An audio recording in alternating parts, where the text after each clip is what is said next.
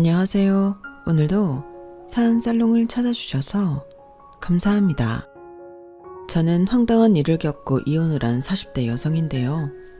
시간이 좀 지났지만 그래도 그때 일을 떠올리면 여전히 화가 명치까지 치닫는 터라 이렇게 사연을 신청하게 되었어요. 모든 이혼 사유 중에 좋은 일로 헤어지는 부분은 없겠지만 저의 경우는 참 억울한 일에서 비롯되어 이혼까지 하게 되었는데요. 흔히 요즘 젊은 부부들은 효도는 각자 알아서 한다고 하던데 저는 그 의견에 대찬성입니다. 저도 나이가 아주 많은 편은 아니지만 그런 생각을 하지 못했거든요. 며느리니까 시어머니도 내 어머니라고 생각해 신경을 쓰는 게 도리라고 생각했는데 그게 시간이 가면 갈수록 저한테는 너무 힘들었어요. 뭐 좋은 소리라도 들었으면 모르겠는데 시어머니는 며느리인 제가 당신 아들이 벌어오는 돈을 앉은 자리에서 쉽게 까먹는다고 생각하셨어요. 그러니 저에게 돌아오는 건 불만과 잔소리뿐이었는데 정말로 남편이 돈이라도 잘 벌어왔다면 이런 사연 쓰지도 않았습니다. 저희 남편은 쥐뿔도 없는 사람이었거든요. 하지만 워낙에 자기 체면을 중시하는 남편기 살려주려고 첫 단추를 잘못 끼웠더니 죽 서서 개주는 꼴이 되었고 평생을 그렇게 살 수는 없었기에 저는 이혼이라는 결정을 할 수밖에 없었어요. 그들에겐 제가 복덩이였는데 그걸 전혀 모르더라고요. 아니, 모르는 건 그래도 참아줄 수 있었는데 시어머니는 자기 아들 덕에 제가 호강한다는 생각을 버릴 생각이 없더라고요. 거기에 더 나아가 제가 당신 아들 등에 빨대를 꽂았다고 생각해 저와 저희 엄마에게까지 무례하게 짝이 없게 행동하셨어요. 아, 정말 그건 못 참겠는 거 있죠. 그래서 저는 남편의 체면이고 뭐고 사실을 모두 까발려버릴 수밖에 없었는데요. 저도 제 살 길을 찾아야 했으니까요. 아니, 돈은 제가 다 벌고 실상은 제가 아니라 남편이 제 등에 빨대를 꽂고 지냈는데 남편은 자기 엄마가 대단한 착각을 하고 저를 함부로 대한다는 걸 다 알면서도 자기 체면 때문에 그걸 모른 척하려 했어요. 그런 걸 보니 더는 참을 수 없었죠.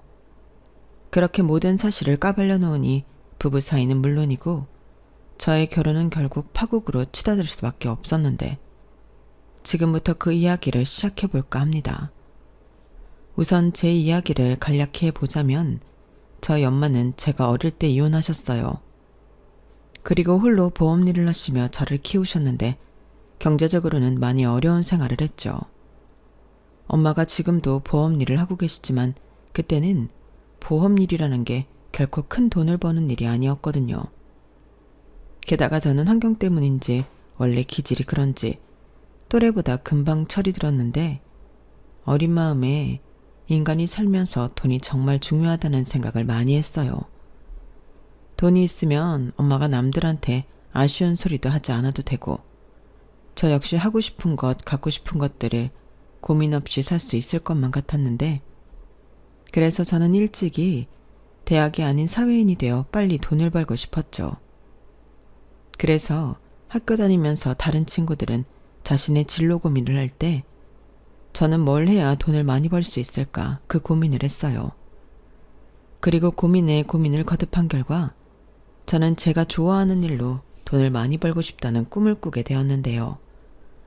그렇게 나는 뭘 좋아하나 내 자신을 들여다보니 저는 어릴 때부터 옷도 좋아하고 꾸미는 것도 좋아하는 여자아이였어요. 그래서 20살부터 주로 옷가게에서 일을 하게 되었죠. 나중에 나도 이런 가게를 차려 사장님이 될 거라는 생각에 뭐 하나 허투루 넘기지 않았죠. 사장님들은 그런 저를 야무지다 일머리가 있다며 좋아해 주시더라고요. 그러니 제가 뭘 물어보면 친절하게 알려주셨고 그렇게 남의 가게 일을 하며 저는 많은 공부를 할 수 있었어요. 게다가 마지막에 일을 했던 가게 사장님은 제가 옷가게 일을 하고 싶어 한다는 걸 아시고 저를 데리고 도매상가를 돌기도 하셨는데요. 그때마다 감사하게도 사장님은 제 조카예요. 나중에 자기 가게 차린다고 이렇게 열심히 저를 쫓아다니네요. 사장님, 다음에 제 조카가 혼자 오더라도 잘해주셔야 해요. 제가 제 딸만큼 아끼는 족하거든요. 너 빨리 정중하게 인사드려. 여기 바닥은 다 여기 있는 사장님 손바닥이거든. 너 이모 얼굴 똥칠하지 말고 잘해라. 사장님, 다음엔 제가 저 말고 우리 조카만 보낼 테니까 잘 부탁드려요.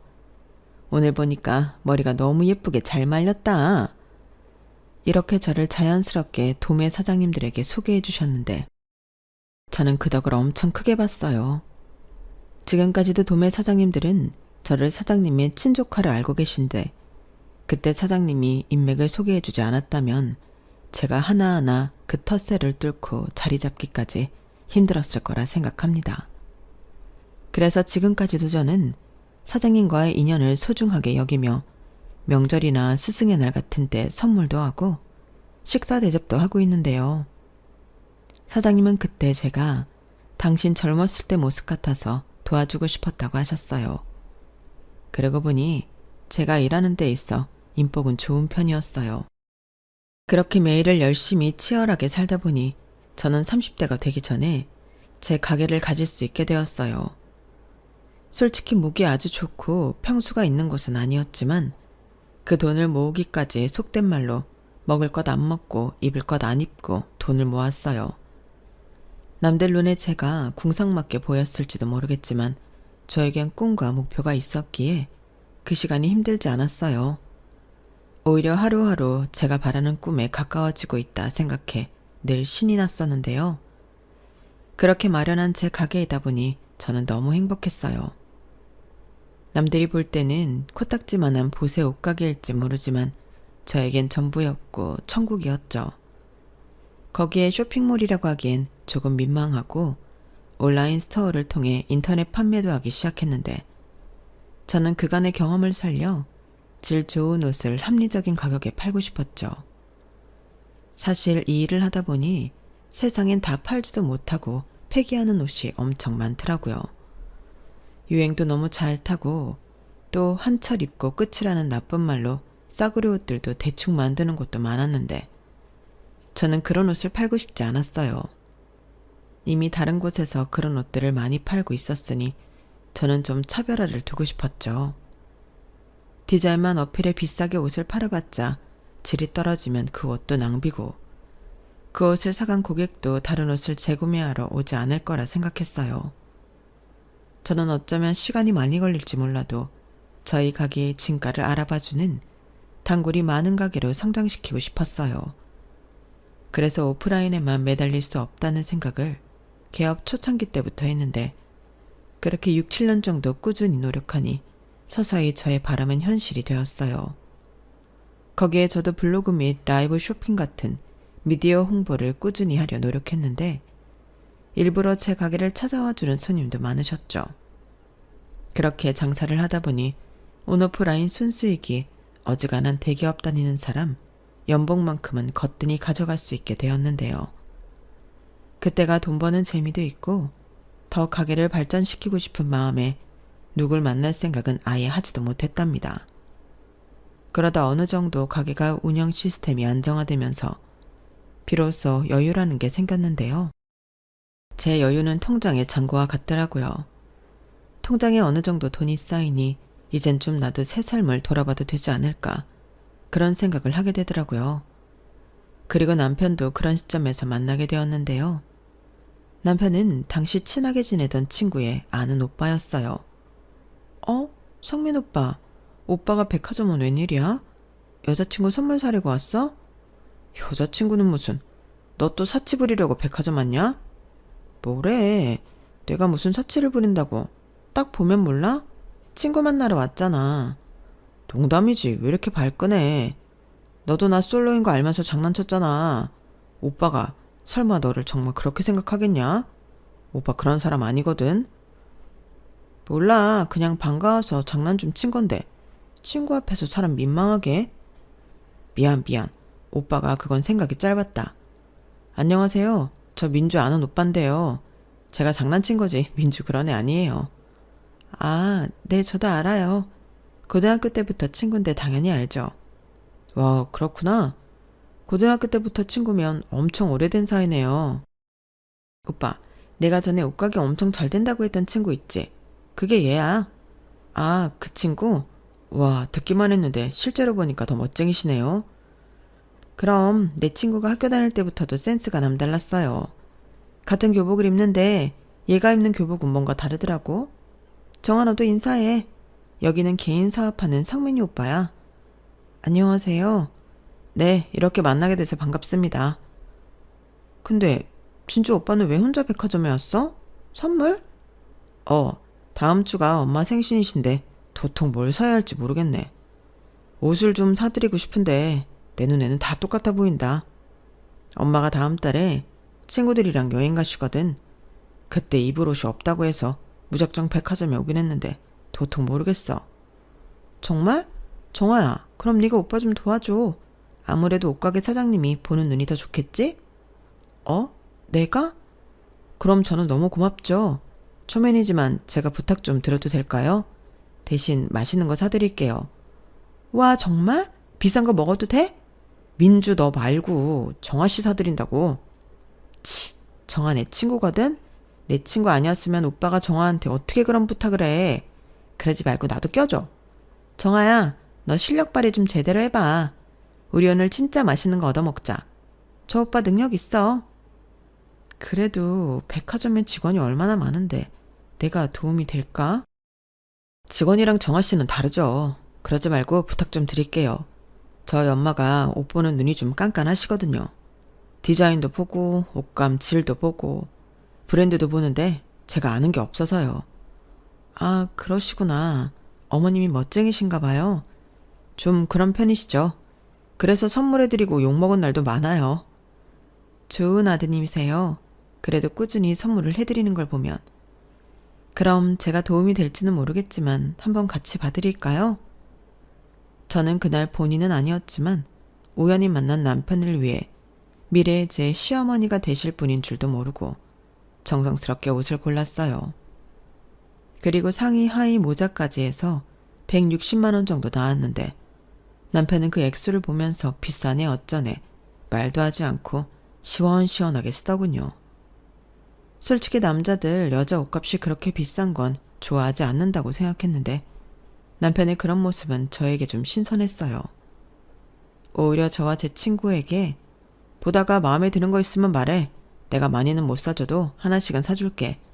라고까지 했는데 친구는 좋아서 자기 옷을 고르기 바쁘더라고요.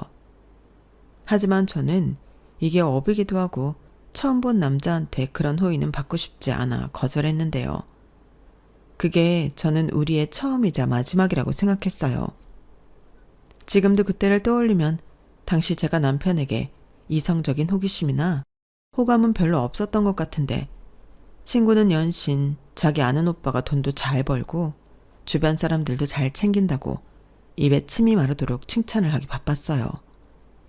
그렇게 저는 처음 본 제 미래의 남편과 프렌치 레스토랑에서 비싼 밥도 얻어먹고 와인 탓인지 기분이 한층 들떠서 집에 돌아왔죠. 그때 당시는 모르겠더니 헤어진 이후 그 남자가 사람이 괜찮았다, 멋있었다, 그런 생각을 하게 되었어요. 그리고 그런 일이 있고 정확히 일주일 뒤에 남편이 제 가게에 찾아왔는데요. 그때는 경황이 없어 깜짝 놀랐어요. 하필이면 그때가 택배 보내는 날이라서 아침부터 일이 많아 정신이 없는 날이었는데 그래서 제 꼬라지가 말이 아니었거든요. 아침 일찍 가게에 나온 터라 세수만 겨우 하고 옷도 편한 옷에 머리도 상투트로 올리듯 바짝 올려 묶었는데 그런 모습으로 남편과 재회를 하다니 쥐구멍이 있으면 숨고 싶은 심정이었어요. 하지만 남편은 일하는 제 모습이 멋지다고 저를 칭찬해 주었고 가게 위치를 그때 백화점에서 봤던 친구에게 들었다고 했는데요. 남편은 헤어지고 나서 제 생각이 많이 났다며 갑자기 저에게 남자친구가 있느냐고 물어봤어요. 그러고는 얼굴이 금방이라도 터질 것 같이 새빨개졌는데 자기도 염치 없지만 용기를 내서 찾아왔다고 수줍게 말하더라고요. 지금 생각해보면 참 멋대가리도 없는 데 씌었는데 저는 남편의 수줍어하는 모습에 귀엽다고 생각했어요. 그리고 그날 시키지도 않았는데 택배 보내는 일부터 가게 일을 도맡아 처리했고 그날 이후 남편의 꾸준한 애정 공세가 시작되었는데요. 가랑비에 옷이 젖는다고 간식 사다 주고 힘든 일 있으면 슈퍼맨처럼 나타나 뚝딱 처리해주는 등 저는 점점 남편에게 빠지게 되었어요. 그리고 그때 만난 친구의 말처럼 남편은 능력도 있어 보였는데요. 같이 다니면 제가 돈이 없는 것도 아닌데 제 돈은 일절 쓰지 못하게 하더라고요. 어허, 오빠랑 있을 때는 지갑 꺼낼 생각도 하지 마. 내가 설마 여자친구 만나면서 돈 쓰게 할까? 라고 했는데 그 모습이 저는 자신감이 있어 보이고 좋았어요. 남자가 없어서 궁상 떠는 것보다 그게 설령 다른 사람 눈에는 허풍이나 허세처럼 보일지라도 저는 돈을 쓸 때는 시원하게 쓰는 게 더 멋있다고 생각했거든요. 그리고 연애하면서 이야기를 자주 나누다 보니 남자친구는 이남 중 차남으로 위로 형이 있다고 했어요. 형보다 자기 어머니에 대한 효심이 지극하더라고요. 저도 홀어머니 밑에서 자랐고 남편 역시 아버지가 병으로 돌아가셔서 홀어머니 밑에서 자랐는데 그래서일까요? 저희 두 사람은 자기 엄마에 대한 생각이나 마음이 비슷해서 대화가 잘 통했어요. 그렇게 연애를 2년 조금 넘게 했는데 특별하게 싸운 기억도 없었고 남편은 제가 당신의 천생연분이라며 하루라도 빨리 결혼하고 싶어 했죠. 제가 당시 엄마와 살다 따로 나와 지내고 있었는데 청약이 당첨되어 기다리던 아파트가 완공이 되었거든요. 그리고 청약 받았을 때부터 그 집이 완공되면 엄마랑 둘이 살아야겠다 생각하고 있었는데 제가 연애 중이라는 걸 알고 있던 엄마는 제 아파트에 들어가지 않겠다고 완강하게 말씀하셨어요. 이유는 뻔했죠. 뭐하러 나까지 그 집에 들어가니? 너 시집 가야지. 그 아파트에 신혼살림 차려도 되고 아니면 팔아서 더 큰 집 가. 엄마는 지금 사는 집이 편하고 좋아. 어차피 혼자 사는데 이 정도면 딱이지. 라고 하셨는데 저는 엄마에게 그 아파트를 주고 시집을 갈 생각이었거든요. 기껏 어렵게 청약받아 돈까지 다 냈는데 시집 간다고 홀랑 팔아버리고 싶진 않았어요. 그러다 이 사실을 알 리 없던 남편의 프로포즈를 받았고 저는 고민할 수밖에 없었는데요. 그런데 남편의 말이 지금 수금이 밀려서 묶인 돈 때문에 한 2년은 월세에 살아야 한다고 하더라고요. 그럼 결혼을 아예 2년 뒤에 하면 되지 않겠냐고 하니 우리 엄마가 장가가라고 하도 난리셔서 형은 장가가서 애까지 있는데 나만 장가 안 가고 나이만 먹는다고 올해까지도 안 가면 선 봐서 며느리 드린다고 하는데 내가 정한 너를 두고 어떻게 딴 여자를 만나? 그건 있을 수도 없는 일이지. 라고 했는데요. 그 말을 듣는데 괜히 조급한 마음이 들었어요.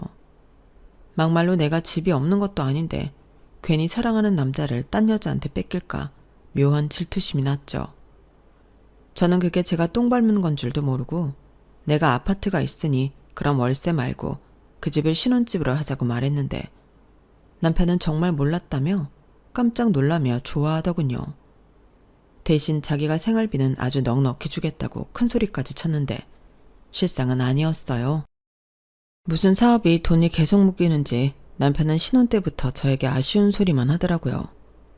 게다가 남편이 상견례하기 바로 전 부탁한 게 하나 있었는데요. 자기 엄마가 물어보면 제 아파트를 반반씩해서 구입한 공동명의라고 말을 해달라 하더군요. 아마 우리 엄마는 당연하게 우리 신혼집을 내가 샀을 거라고 생각하실 거거든. 그런데 공동명의도 아니고 자기 집이라고 해봐. 아마 엄청 실망하실 거야. 그래서 그러는데 부탁 좀 해. 남편은 사실 저에게 말하지 않은 게 있다며 진지한 얼굴로 이렇게 말했어요. 사실 있잖아. 나는 형한테 컴플렉스가 있어. 형은 공부도 잘하고 지금 공기업에 다니고 있거든. 형수도 중학교 영어교사고. 그래서 엄마가 형에 대한 애정이 남달라. 그런데 나는 아무리 노력해도 공부는 도통 잘하지 못했고 대학은 수도권 4년제 나오긴 했지만 형이랑 늘 비교당했지. 직업도 그래. 지금이야 내가 사업해서 돈도 제법 벌고 생활비에 용돈 들이고 있어서 이젠 나를 달리 보지만 내가 사업하기 전에는 엄마가 나는 쳐다도 보지 않았어. 근데 내가 정한 너랑 결혼하는데 네 아파트에 들어간다고 해봐. 나를 또 형보다 못한 자식으로 생각할 거잖아. 라고 하는데 솔직히 이해는 가지 않았죠. 결혼하는 마당에 자기 엄마가 자기한테 실망을 좀 하면 어떤가요? 우리만 잘 살면 될 일인데 남편은 평생 차별받고 살았기 때문에 앞으로는 그러고 싶지 않다고 했어요. 거기에 형까지 요즘은 자기를 달리 보고 인정도 해주는데 자기 사업이 요즘 좀 힘들다는 걸 알면 다시 자기한테 한심하다느니 답이 없다느니 그런 소리를 할 것 같아 의식이 된다고 하더라고요. 그때 당시 남편의 사업은 좀 힘들다고 했는데 워낙에 그동안 벌어놓은 것이 있어 자기는 극복할 수 있다고 했어요. 그런데 자기 가족들은 그런 건 하나도 안중에 없고 눈에 보이는 결과만 본다며 아마 저도 자기 형수랑 비교를 당할 수 있다고 저도 하지 않는 걱정을 한가득 했는데 저는 오히려 그 모습이 짠하더군요. 남이라고 할 수는 없지만 다른 사람을 의식해 스스로 피곤하게 사는 거잖아요. 하지만 제가 사랑하는 마음이 커서인지 얼마나 어릴 때부터 받은 상처가 크면 저럴까 측은하게 느껴졌는데 그래서 저는 알겠다고 했어요. 정말로 명의를 공동명의 해달라는 것도 아닌데 말이야. 사랑하는 남자를 위해 해줄 수 있다고 생각했던 거였죠. 하지만 그건 제 고생의 길의 서막이었는데요. 결혼 후 저는 남편의 엄청난 거짓말에 강한 배신감을 느껴야만 했거든요. 그 거짓말이 뭐냐면 남편은 애시당초 자기 사업을 하는 사람이 아니었는데요. 그냥 작은 사업체의 직원이었어요. 월급도 야근이나 특별수당 같은 걸 많이 받으면 300만 원 정도였고 일이 너무 없을 때는 200 정도였는데 솔직히 기가 막혔죠. 남편은 알고 보니 평균적으로 한 달에 250만 원에서 왔다 갔다 하는 돈을 벌고 있었어요. 그걸 어떻게 알게 되었냐면 제가 제 사업을 하다 보니 종합소득세 같은 걸 신고하고 납부하니 남편은 어느 정도 냈는지 궁금해서 물어봤거든요. 게다가 이젠 여자친구가 아닌 제 와이프인데 남편 회사가 어디 있는지는 알아야 하지 않겠어요. 그래서 결혼 후 이것저것 물으니 남편은 하는 수 없다는 듯 사실은 털어놓더라고요. 게다가 자기 엄마한테 매달 100만 원씩 생활비를 드리고 있었는데 그 쥐꼬리만한 월급에서 100만 원을 따박따박 붙여드리고 있다고 했어요. 우리 엄마가 달리 소득이 없으니까 나는 형이랑 100만 원씩 생활비 드리고 있어. 라고 하는데 황당 그 자체였어요. 아주버님이야 돈을 제법 버니 100만 원씩 척척 낼 수 있겠지만 저희 남편은 완전히 황새 쫓아가려다가 뱁새 다리 찢어지는 꼴이었어요. 하지만 그놈의 가오가 뭔지 남편은 그럼에도 불구하고 꾸역꾸역 자기 엄마와 형에게 돈 잘 버는 사업과 코스프레를 하고 싶어 했는데요. 그래놓고 저한테까지 속이며 생활비까지는 가져다 줄 수 없으니 이실직고 하는 거였어요. 그러면서 또 한다는 말이 제가 자기가 사업사 하는 사람이 아니라고 하면 결혼 안 해줄 것 같아 거짓말을 했다고 했는데 저는 완전히 뒤통수를 3개 얻어맞은 기분이었어요. 정아야, 거짓말해서 미안해. 근데 나도 중간에서 마음고생 많이 했어. 사실 나 사업하다 여러 번 망했었고 사업보다는 안정적인 월급쟁이가 낫다고 생각해서 지금 일에 만족하기도 하는데 자기 친구 있잖아, 민주. 민주는 내가 사업할 때부터 알던 동생이라 갑자기 나 사업 망해서 지금은 남 밑에서 일한다고 할 수가 없었어. 그래서 말 못한 거야. 그래도 그렇지. 그럼 적어도 우리 결혼하기 전에는 사실을 말했어야 하지 않아? 지금 얼마나 많은 사람을 속이고 있는 건데 내가 무슨 자기 돈 보고 결혼했어? 사실대로 말했어야지. 그건 그런데 나는 자기한테 잘난 남자이고 싶었단 말이야. 그래서 다시 사업을 해야 하나 고민까지 했는데 사업도 돈이 있어야 하지. 뭐라고? 나한테 잘 보이고 싶어서 사업을 한다고? 사업이 무슨 애들 장난이야? 누가 그렇대. 나도 여러 번 망해봐서 사업 어려운 거 알아. 그래서 더 자기가 대단하다고 생각한다고. 나는 그것 말고는 정아 너 속인 거 하나도 없어. 내가 앞으로 열심히 일해서 돈 많이 벌면 되잖아. 어? 거짓말한 건 진짜 미안해. 한 번만 봐주라. 그러니까 누가 돈 때문에 그러냐고. 난 끝까지 자기가 날 속인 게 너무 화가 나는 거야. 정아 널 너무 사랑해서 그랬다니까. 놓치기 싫어서 그랬어. 내가 별 볼 일 없는 남자였어 봐. 네가 날 과연 좋아했을까? 그야. 저는 남편의 풀 죽은 모습에 머릿속이 복잡했어요. 맹세코 저는 남편의 돈 때문에 남편을 사랑한 건 아니었는데 남편이 저렇게 확고하게 말을 하니 또 제 마음속의 한 구석은 그런 마음이 있지 않았을까 선뜻 아니라고 확답을 하지 못하겠더라고요. 그래서 지금 아니면 다음은 없다. 거짓말한 거 있으면 지금 당장 모두 이야기하라고 했는데 남편은 자기 엄마를 걸고 그런 게 없다고 믿어달라고 하더군요. 하지만 다른 건 다 떠나 월급이 250 수준이라는 게 마음에 걸렸는데요. 그중에 100만 원은 시어머니 드리고 150만 원 남은 거에서 자기 쓰는 카드값 교통비 100만 원 쓰면 저에게 가져다 주는 돈은 50만 원에 불과했어요. 그것도 말이 50만 원이지 카드값이 오버하면 받지도 못하는 돈이었는데요. 그러니 생활비는 제 돈으로 쓰게 되었죠. 한 1년 정도 지나니 남편은 아예 저한테 따로 돈을 주지도 않았는데 자기 집에 가서는 시어머니나 아주버님 내외에겐 여전히 돈을 잘 버는 사업가 코스프레를 하려 했어요. 당연히 저는 그게 너무 싫었죠. 그래서 초반에는 부부싸움도 엄청 했는데요. 남편은 자기 체면을 생각해 그 정도는 맞장구 쳐줄 수 있는 거 아니냐고 뻔뻔한 모습을 보였어요. 사실상 그때부터 부부 사이는 금이 가고 있던 거였는데 결혼은 연애랑 다르니 헤어짐을 결정하는 건 쉽지 않았죠. 다만 그때까지는 남편이 저에게 직접적인 이혼 사유가 될 만한 행동을 하지 않는다는 것도 한몫했는데요. 남편은 허세를 부리기를 좋아하고 돈을 잘 벌지 못한다는 것만 빼면 데리고 사는 데는 문제가 없었어요. 집안일도 알아서 척척하고 술 문제, 여자 문제, 주식이나 도박 같은 것도 하지 않았는데 제가 가게 일이 바쁘고 힘든 날이면 그것까지 와서 기꺼이 했거든요. 그러니까 시댁과 연관되어 있지 않으면 굳이 제 앞에서 허세를 떨지 않았으니 그럭저럭 괜찮은 남편이었는데 저희 친정엄마는 남편이 저와 당신에게 잘하니 그것만으로 당신 사위를 엄청 챙기고 좋아하셨죠. 엄마는 아빠한테 그런 대접을 받아본 적이 없다며 딸인 저라도 다정한 남자를 만나 다행이라고 하셨거든요. 게다가 허세 떠는 걸 좋아하는 남자는 저희 엄마한테도 참 잘했는데요.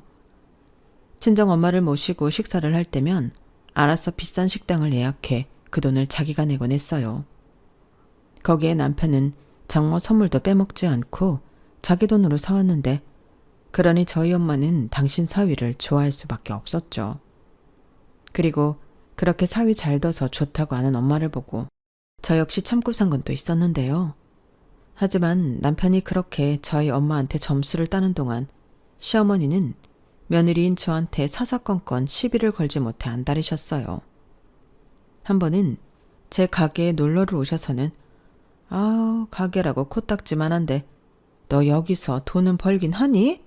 라며 얼굴 가득 인상을 찌푸리셨는데 저는 그게 은근 자존심이 상했죠. 그래서 어머니 저 여기서 꽤 벌어요 라고 했는데요.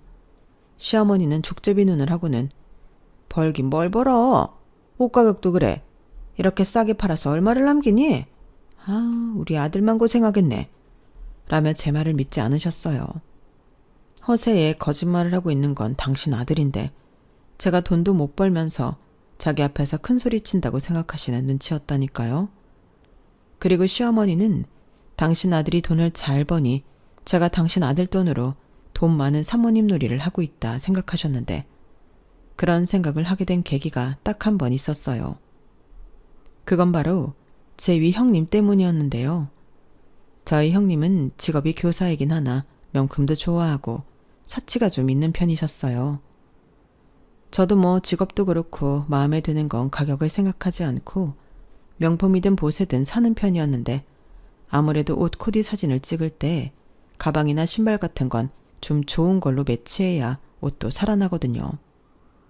그래서 저도 명품 가방은 꽤 있는 편이었죠.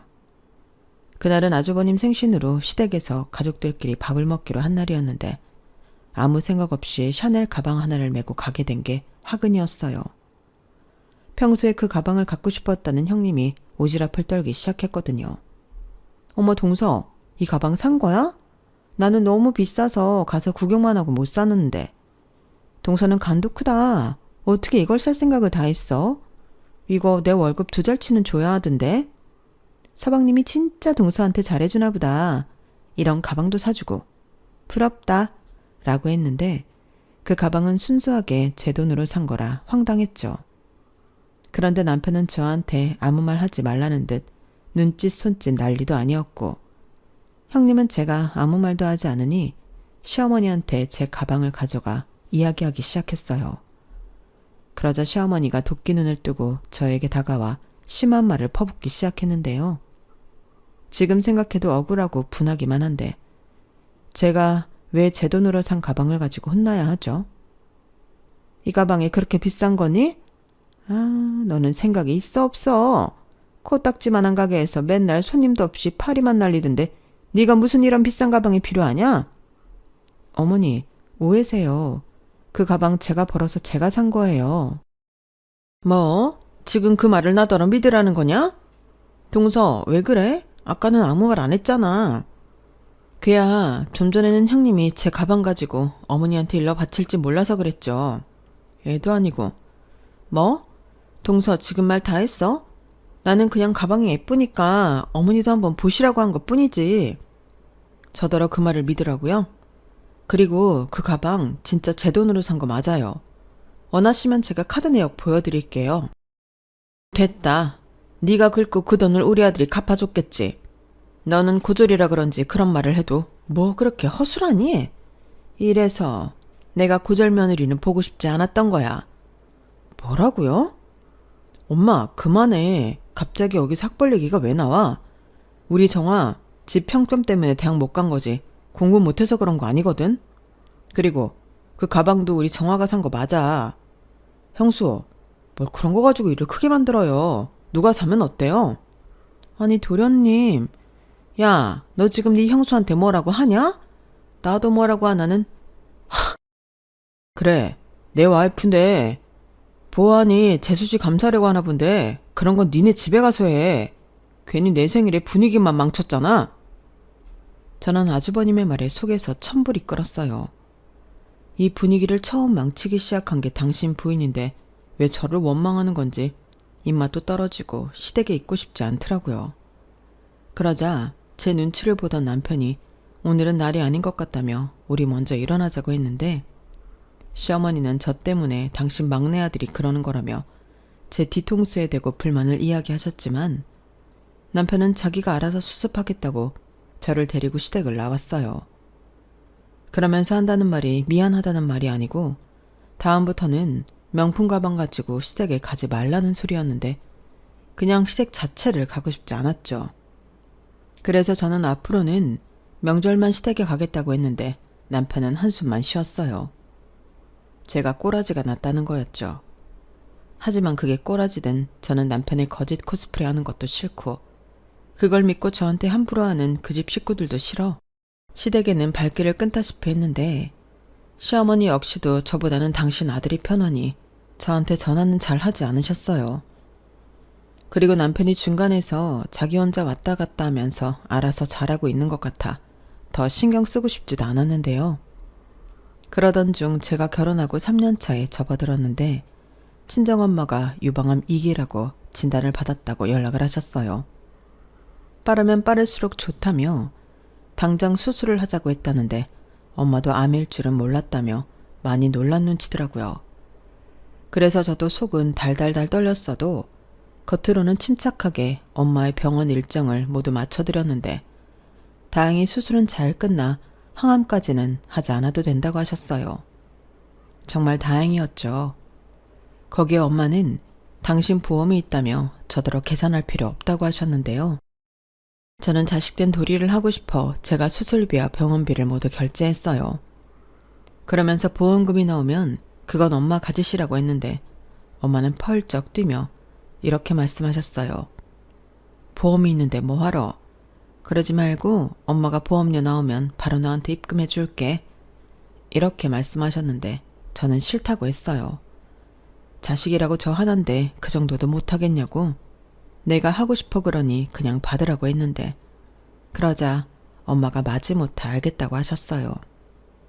그 후 저는 남편에게 이 사실을 말했고 어차피 제 돈이었기 때문에 남편은 잘했다고 했는데 문제는 시어머니셨어요. 남편한테 저희 엄마가 유방암이라는 걸 듣고는 연락을 하셨더라고요. 아우, 얘기 들었다. 너도 놀랐겠네. 홀어머니 하나인데 암이라니. 나도 우리 남편 간암으로 보내서 그 마음 뭔지 안다. 그래도 수술 잘 받고 끝났다니 얼마나 다행이니?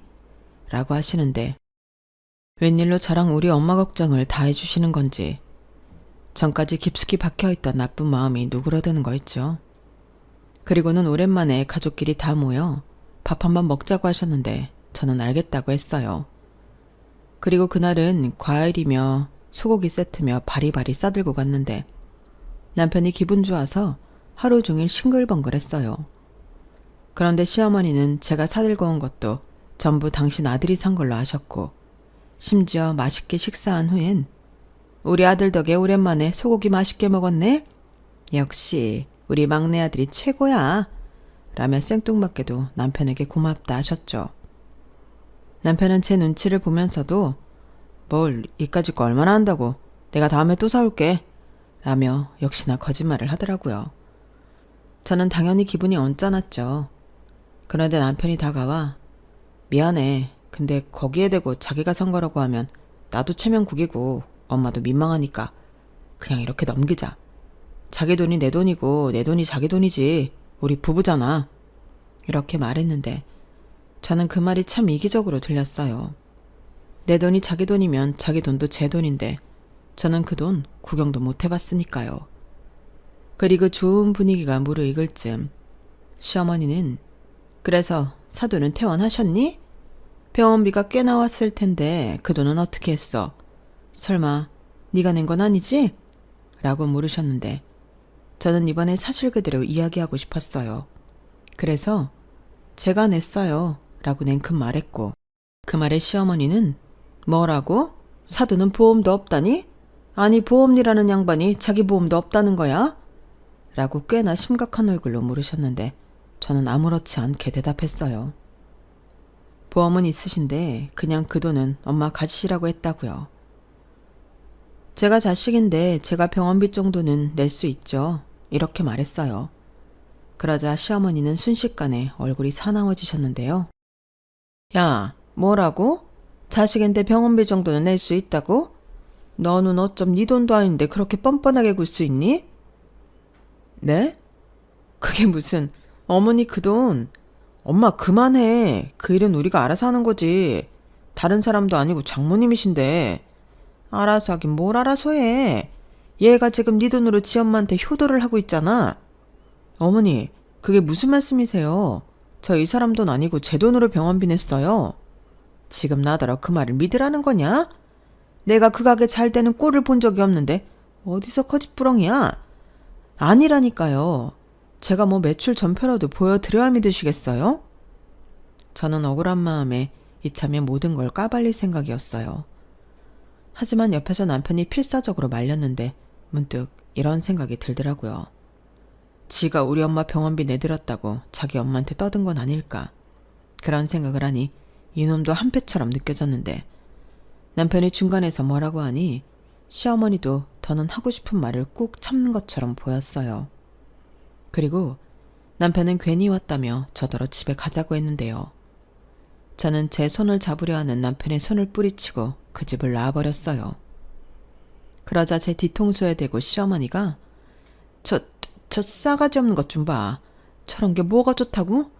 라고 하셨는데 두 손이 분해서 바들바들 떨리는 거 있죠. 능력도 없고 거짓 코스프레하는 당신 아들 데리고 살아주는 게 누군데 누구더러 싸가지가 없다 하는 건지.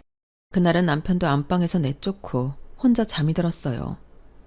그리고 일어나 보니 아침 일찍 출근이라도 한 듯 집에 남편 모습은 보이지 않았는데 그렇게 점심때쯤 가게에 나가보니 시어머니가 가게 문 앞에서 저를 기다리고 있더군요. 딱 봐도 어제 다 못한 거 마저 하러 온 사람이었는데 남편도 없겠다. 저는 오히려 진실을 밝히기에 좋은 기회라고 생각했어요. 그래서 안에 들어가서 이야기하시라고 말씀드리고 가게 문을 열었는데 시어머니가 바로 먼저 시작하시더군요. 너는 지금 시간이 몇 시야? 이렇게 게을러 터져서 무슨 장사를 한다는 거니? 오늘만 늦게 나왔어요. 어제 하도 억울해서 잠을 설쳤거든요. 네가 억울하긴 뭐가 억울해? 나야말로 분이 안 풀려서 밤새 한숨도 못 잤다. 아니 너는 낯짝도 두껍지? 네 돈도 아니면서 어떻게 네 엄마한테 생색을 낼 수 있냐? 몇십만 원도 아니고 몇백을? 몇백이나 많아 제 돈이라니까요. 무슨 말도 안 되는 소리야. 너 남의 돈으로 기분 내는 거 아니다. 얘가 진짜 큰일 나래네. 안 되겠다. 너 가만히 있어. 시어머니는 갑자기 핸드폰을 꺼내더니 뭘 찾고는 바로 통화 버튼을 눌렀어요. 그러고는 네 사돈 접니다. 퇴원하셨다는 말은 들었는데 몸은 괜찮으세요? 라고 하는데 저는 진짜 깜짝 놀랐어요.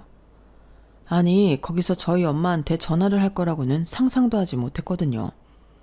그래서 제가 전화를 뺏으려 하니 시어머니는 도망이라도 치듯 서둘러 이야기를 이어가셨는데 저는 그때 피가 거꾸로 솟는 것만 같았어요. 다름이 아니라요. 병원비가 꽤 나온 것 같던데. 네, 그러니까요. 그렇게 많이 나왔군요. 그런데 그걸 정화가 안 받는다고 했다죠? 제가 그 말을 듣고 그건 아니라고 적은 돈이 아니니 받으라고 하고 있는 중입니다. 그렇잖아요. 자기 남편이랑 상의도 안 하고 그렇게 큰 돈을 덥석? 네. 그럼 보험금 나오면 주시는 걸로 알아도 되겠죠? 역시 사돈이랑 직접 이야기하는 게 나았네요. 감사합니다. 그럼 몸조리 잘하시고요. 부탁 좀 드려요. 어머니, 지금 뭐 하는 짓이에요? 왜 저희 엄마한테 그런 소리를? 왜긴 네가 말이 도통 통하지 않으니까 그러지. 네 엄마도 죄송하다고 어쩔 줄 몰라 하신다. 왜 부모를 부끄럽게 만드니? 진짜 너무하시네요. 제가 자식 때문에 부끄러운 게 뭔지 진짜 제대로 알려드려요? 어머니는 계속 제가 어머니 아들 덕에 떵떵거리고 산다고 생각하시죠? 그 반대예요. 어머니 아들이 지금 제 돈으로 돈 잘 버는 사업가 행색을 하고 있는 거라고요. 얘가 지금 뭔 소리를 하는 거야? 내 아들이 왜? 그리고 우리 아들은 너 만나기 전부터도 사업하고 있었어. 어디서 내 아들을 모함해? 너 괜히 이 자리에 우리 아들 없다고 거짓말하는 거지. 아이고 진짜 너 무서운 애다. 우리 아들이 힘들게 번 돈을 지 마음대로 쓰고 다니더니 이제는 우리 아들이 네 돈으로 사업가 행색을 한다고? 너 무슨 정신병 있니? 저야말로 묻고 싶네요. 어머님은 왜 제 말은 모두 거짓말이라고 생각하세요? 그리고 하나 더 물어보고 싶은데요. 만약에 저희 엄마가 아니고 어머님이 암이라 병원비 내드렸다면 어머니야말로 그 돈 저희한테 돌려주실 수 있으세요? 뭐라고? 야, 지금 이게 경우가 맞는 소리니? 너는 내 아들 돈으로 네 엄마 병원비를 내고 생색을 내는 거고 나는 우리 아들 돈으로 효도를 받는 건데 지금 이게 같아? 말이야 바른 말이지. 니네 엄마도 진짜 사람 이상하다. 딱 봐도 자기 딸이 돈이 없는데 그 돈을 냉큼 자기 주머니에 넣겠대? 사위는 뭐 땅 파서 돈 주워오니? 척이면 척이지. 사위 되는 거 다 알면서 꿀꺽 하시는 거잖아. 사위가 그렇게 만만해? 저는 도저히 말이 통하지 않는 시어머니에게 질릴 대로 질렸어요. 그래서 더 이상 말상대를 하기보다 눈에 보이는 증거를 보여드리는 게 낫겠다 생각했고 저는 시어머니에게 그간 제가 얼마나 많은 돈을 벌었는지 장부와 인터넷 쇼핑몰 주문권을 보여드렸는데 좀 전까지만 해도 저더러 거짓말한다고 펄쩍 뛰던 시어머니는 눈이 왕방울처럼 커졌어요. 그리고는 이게 정말이니? 이 숫자가 네가 번 돈이라고? 라며 저를 놀란 눈으로 쳐다보셨는데 내친김에 저는 저희 엄마에게도 보여드린 적이 없던 통장 잔고들을 보여드렸어요. 그리고 세게라도 박듯 이렇게 말했는데요. 참고로 지금 살고 있는 아파트도 제가 단독명이고요. 어머니 아들은 혼수만 몇 가지 해온 게 다였어요. 저는 생활비라고 받은 게 아마 다 해도 500만 원도 안 될걸요? 저도 결혼 전까지 어머니처럼 그이가 돈 잘 버는 사업가를 알고 있었어요. 저도 속아서 결혼한 거라고요. 그래도 사람은 나쁘지 않아서 참고 살았는데 이젠 어머니 때문에 못 살겠어요. 뭐? 나 때문에? 네. 능력 없는 남자 데리고 사는 것도 쉽지 않은데 시댁에서 거짓말쟁이 취급이나 받고 제 돈인데 남의 돈을 생색낸다는 소리나 듣고 있으니 제가 어떻게 이 망할 결혼 생활을 지속하겠어요. 저는 남편이랑 헤어져도 사는데 지장 없어요. 아, 어머니 아들 한 달에 얼마 버는지 아세요? 250만 원이요. 그것도 지난달에는 아마 200만 원도 못 벌었을걸요? 그런데 그 중에 어머니 100만 원 드리고 자기 생활비 카드값 마이너스 아니면 다행이겠네요. 가끔 힘들면 마이너스 통장 쓰는 것 같던데, 그러니 당연히 모아둔 돈도 없을 거고 생활비는 그나마 제가 다 대고 있으니 다행이라고 생각하고 있겠죠. 근데 이젠 어머니 알드도 어떻게 살지 고민 좀 해야 할 거예요. 어머님이랑 같이 살던지 아니면 어머니 드리는 생활비를 줄이던지 뭔 수를 내야겠죠. 뭐야? 너 지금 쇼하는 거지? 우리 아들이 그럴 리가 없어.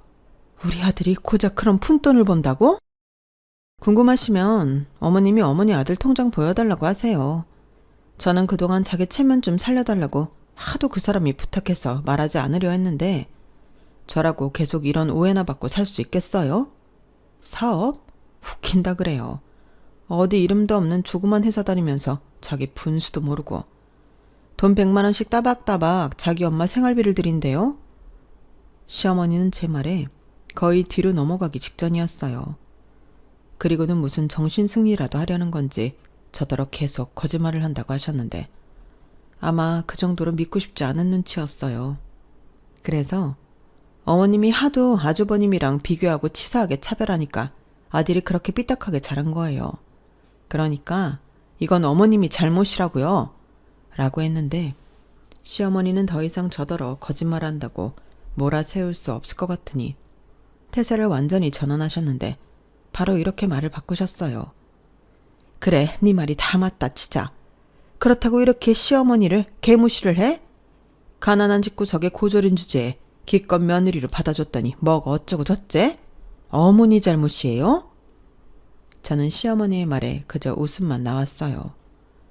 사람이 자기 혼자 살겠다고 얼굴색을 저렇게 바꿀 수 있다니 어이가 없었거든요.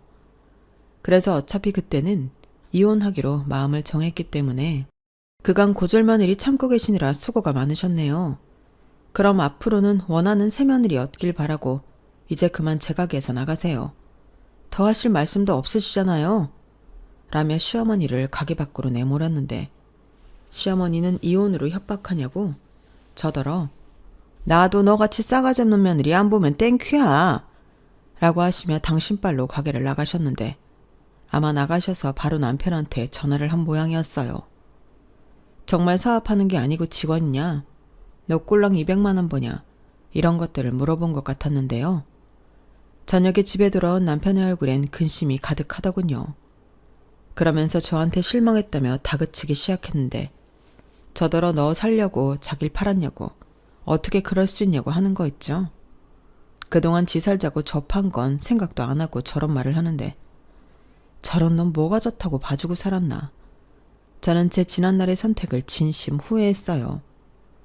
그리고 나 살자고 너 판 거 아니고 그게 진실이라 밝혔을 뿐이라고 이혼하자고 미리 준비해간 이혼 서류를 내밀었는데 남편은 절대 이혼 못 해준다고 제 눈앞에서 이혼 서류를 푹푹 찢어버리더군요. 솔직히 예상은 했어요. 남편한테 저는 놓치면 손해인 게 뻔했으니 순순하게 이혼해주지 않을 거라고 생각했거든요. 왜? 나 없이는 못 살 것 같지? 그 돈 벌어서 어떻게 살겠어. 근데 나도 지금처럼은 못 살아. 이혼하기 싫으면 앞으로 자기도 생활비 똑같이 우리가 관리비에 식비 뭐 이것저것 다 하면 300만 원 정도 나오는데 150, 자기 150 이렇게 내자. 뭐? 지금 나더러 생활비를 내라는 거야? 지금까지 아무 말도 하지 않았으면서? 내가 왜 일방적으로 손해보고 살아야 하는데?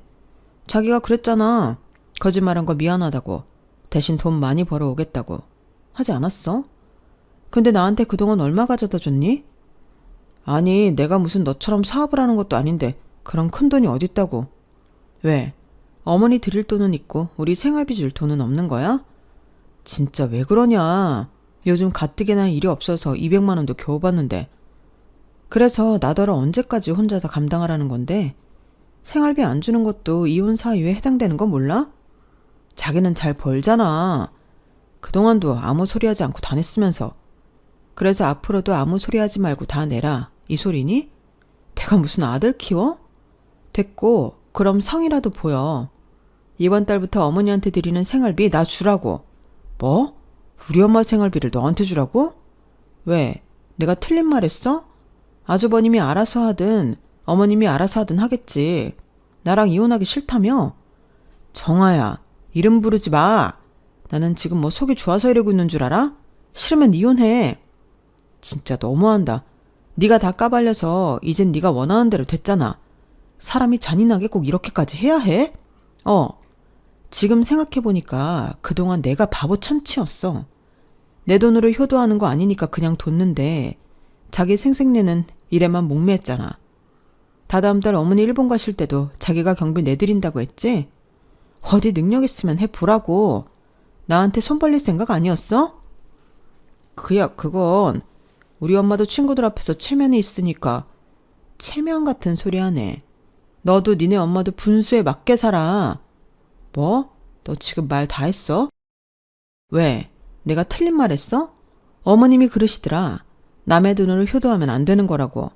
그 말 그대로 하자는 거야. 싫으면 이혼해. 내가 이혼 못해서 이러는 거 아니거든? 잘 생각해 보라고. 나도 소송하게 되면 치사하게 다 받아 챙길 거니까. 저는 그날 도끼가 가득한 얼굴로 그 사람한테 말했어요. 저는 애당초 남편이랑 더 살 마음이 없었는데 그 인간이 저한테 150만 원 생활비를 주지 못할 걸 알고 하는 말이었죠. 아이도 없으니 그냥 합의 이혼하고 제 집에서 쫓아내는 걸로 끝나면 그게 제일 좋고, 그게 안 되고 버틴다면 그동안 못 받은 생활비도 계산해서 받아내고 위자료까지 챙길 마음이었는데, 며칠 뒤 남편은 꼬랑지를 내리고 이렇게 물었어요. 그럼 합의 이혼하면 나한테 돈 달라는 소리 안 하는 거지? 라고 하는데 저는 그렇다고 했죠. 그러니 냉큼 도장 찍고 내 집에서 나가라고 했는데 그 인간 어지간히 돈이 없긴 했는지 도장을 찍고 짐 싸서 그날 바로 나갔어요. 그때 속이 얼마나 시원했는지 알턴니가 빠진 기분이더라고요. 이혼하고 며칠 뒤 남편을 소개해줬던 망할 친구 민주한테서 연락이 왔어요. 자긴 정말 몰랐다며 이젠 이혼해서 남남이 된 그놈 근황을 이야기해주는데, 제가 몰랐던 사실이 하나 더 있더군요. 그놈이 돈이 부족할 때마다 마이너스 통장 외에 소액 대출을 받아 쓴 게 있었나 봐요. 그동안도 쓰고 갚고 살았기 때문에 남의 돈 무서운 줄 모르고 쓴 것 같았는데, 그놈의 체면 때문에 자기 엄마 여행 경비 된다고 대출을 더 받았다가 회사가 어려워져 해고가 되는 통에 여기저기 돈 빌리느라 정신이 없다고 했어요. 그 좋았던 평판도 결국엔 그놈의 허세와 돈 때문이었는데, 그게 다 거짓이라는 걸 알게 된 사람들이 그놈을 좋게 볼 리가 없었죠. 결국 자기 엄마 생활비는커녕 자기 엄마 사는 집까지 담보로 잡혀 돈을 빌려야 하는 판이었는데, 그 엄마라는 여자가 난리가 났답니다. 왜 너 때문에 자기 집을 담보로 잡아야 하냐고. 너 같은 아들 필요 없으니 연을 끊자고 했다는데, 여기서 더 황당한 건 뭔 줄 아세요? 아주버님이 자기가 독박 쓸까 두려워 형님이랑 도둑 이사하고 잠수를 타버렸어요. 그러니 졸지에 여기저기에서 생활비도 끊긴 시어머니였는데 쌤통이었죠. 아무튼 이젠 의지할 곳이 모두 사라진 시어머니셨는데, 그러게 돈 잘 벌고 못난 당신 아들 데리고 사는 저한테 왜 그렇게 하셨는지, 남은 인생을 후회하고 사셨으면 좋겠네요. 그에 반면 저는 남편과 헤어지고 집값도 오르고 매출도 뛰었는데, 고민 끝에 집을 팔고 친정엄마와 살 집을 새로 구했어요. 뒤늦게 제 이혼 사실을 안 저희 엄마는 말씀은 안 하셔도 속상한 듯 했는데, 엄마 팔자 닮았다고 자책하는 소리를 들었거든요. 그래서 그런 거 아니라고, 더 잘 살려고 이혼한 거라며 엄마에게 제 진심을 얘기했는데, 엄마는 혼자 사는 삶이 녹록지 않다며 걱정이 이만저만이 아니었어요. 그래서 저는 벌어놓은 돈도 있고 엄마랑 재미있게 살 거라며 걱정하지 않아도 된다고 했는데, 그때 처음 느꼈어요. 우리 엄마도 많이 약해졌다는 걸요. 아마 몸이 아프면서 마음도 많이 약해진 듯 했는데, 제가 이혼한다고 너무 신경도 못 쓰지 않았나 후회가 밀려왔어요. 그래서 혼자 하던 사업을 직원 2명을 뽑아 매장과 온라인 판매를 담당하게 만들고 저는 엄마와 시간을 많이 보내려 노력하기 시작했는데 솔직히 인건비는 뽑고도 남을 정도로 매출이 잘 나오기에 저는 편하게 엄마 곁에 있을 수 있었어요. 그렇다고 아주 제가 손을 떼고 있는 건 아니라서 솔직히 정신은 없는데 그래도 일도 엄마도 챙길 수 있으니 당분간은 지금처럼 생활하려 합니다. 엄마랑 여행도 많이 다니고 전에는 바쁘고 돈이 없어 만들지 못한 추억도 많이 만들 생각인데요. 거기에 더불어 누구처럼 거짓말이 아닌 진실로 엄마가 자랑스러워할 수 있는 멋진 딸이 되고 싶네요. 지금은 바람이 있다면 저희 엄마가 완치 판정을 받고 저랑 더 많은 시간을 함께하는 건데 부디 그 바람이 이루어질 수 있길 소망하며 제 이야기는 이만 줄이도록 하겠습니다. 쓰다 보니 글이 많이 길어졌는데 끝까지 들어주셔서 감사해요. 여러분들은 부디 저처럼 이상한 사람들 때문에 스트레스 받지 말고 좋은 사람들 속에 재미있고 행복한 시간만 보내시길 진심으로 바라겠습니다. 그럼 뭐니 해도 건강 잘 챙기시고요. 저는 이만 마지막 인사를 올릴게요. 지금까지 제 사연 함께 해주셔서 감사합니다. 안녕히 계세요. 여러분, 사연 댓글에 응원과 현명한 조언 부탁드려요. 좋아요와 구독은 저에게 큰 힘이 됩니다. 오늘도 좋은 일 가득하세요.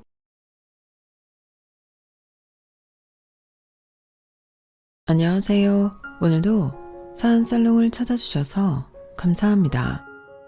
저는 현재 남편과 이혼 후 친정엄마와 합쳐 초등학교에 다니는 딸과 함께 살고 있는 30대 후반 여성입니다. 어쩌다 보니 여자 셋, 그것도 3대 모녀가 함께 살게 되었는데요. 요즘 저희 엄마 얼굴에는 매일같이 웃음꽃이 만발합니다. 사실 제가 결혼하기 전만 해도 엄마와 시간을 많이 못 보냈거든요. 저는 어릴 때부터 엄마가 이혼해 홀엄마 밑에서 자랐거든요. 아빠는 어렸던 제 기억에 술도 좋아하고 여자도 좋아해 엄마 속을 허구한 날 새까맣게 태웠는데 이렇게 살다가는 제 명에 못 살 것 같다고 이혼하셨어요. 그리고 아빠는 얼씨구나 잘됐다 하듯 저라는 혹까지 붙여 집에서 내쫓아버렸다고 하는데요. 적반하장으로 그게 아빠가 순순하게 이혼해주는 조건이었대요. 당시 저희 엄마는 직업이 따로 있는 사람도 아니었는데 정말 땡전 한 푼도 없이 어린 딸을 데리고 그 집에서 쫓겨났다고 하더라고요. 아니, 보통 이혼을 하게 되면 유책 배우자가 위자료도 주고 양육비도 줘야 하는데 아빠는 한 푼도 줄 수 없다고 딱 잡아댔다고 하더군요. 그리고 엄마는 더럽고 치사해서 돈 달라고 매달리지도 않았다고 했는데요. 그만큼 이혼하고 싶은 마음이 더 컸기에 그냥 없으면 말지 그런 심정으로 저에게 외가인 당신 친정으로 가셨다고 했어요. 그런데 그때만 해도 워낙 옛날 사고방식의 사람들이 많을 때라 외할머니는 매정하게도 이혼하고 돌아온 당신 딸을 받아주지 않았어요. 시집 갔으면 죽어도 그 집 귀신이야. 어디 이혼을 해서 친정으로 새끼 데리고 기어와. 나는 너 못 받아줘. 시집 갔으면 그만이지. 너는 출가 외인이야. 나한테는 남이라고. 그러니까 네 서방 찾아가서 이혼 다시 모르고 코 박고 조용히 살아. 알겠어? 안 가고 뭐해? 빨리 정서방한테 가서 받아달라고 빌어. 생각해보면 외할머니는 그런 사람이었어요. 아들과 딸을 철저히 차별하고 시집 보낸 딸은 명절에도 올 필요 없다며 선을 그으셨는데 엄마는 외할머니 성격을 모르는 것도 아니면서 지푸라기라도 잡고 싶은 심정으로 외갓집을 가셨다고 했어요. 하지만 문전박대도 모자라 저런 모진 말까지 들었으니 그 상처가 어마어마했고 어렸던 저는 그날 엄마가 엄청나게 울었다는 것만 기억할 뿐입니다. 결국 저희 모녀는 엄마의 바로 위인 이모 집으로 갔어요. 그리고 딱 하루만 신세를 지고 이모가 빌려준 단돈 100만 원을 가지고 서울로 올라왔는데요. 아마 그때부터였을 거예요. 엄마가 아주 독한 사람이 되었거든요. 어렸던 저는 엄마 얼굴을 보는 게 쉽지 않았어요. 분명 상에 차려진 밥이나 제가 쓸 용돈을 보면 엄마가 집에 다녀간 것은 맞는데 도대체 잠은 언제 자는 건지 어렸던 저는 늘 엄마 걱정을 하고 살아야만 했네요. 그리고 그런 독한 마음으로 버틴 엄마는 보험을 팔며 그 진가를 발휘했는데요. 매달 보험왕은 늘 저희 엄마 차지였어요.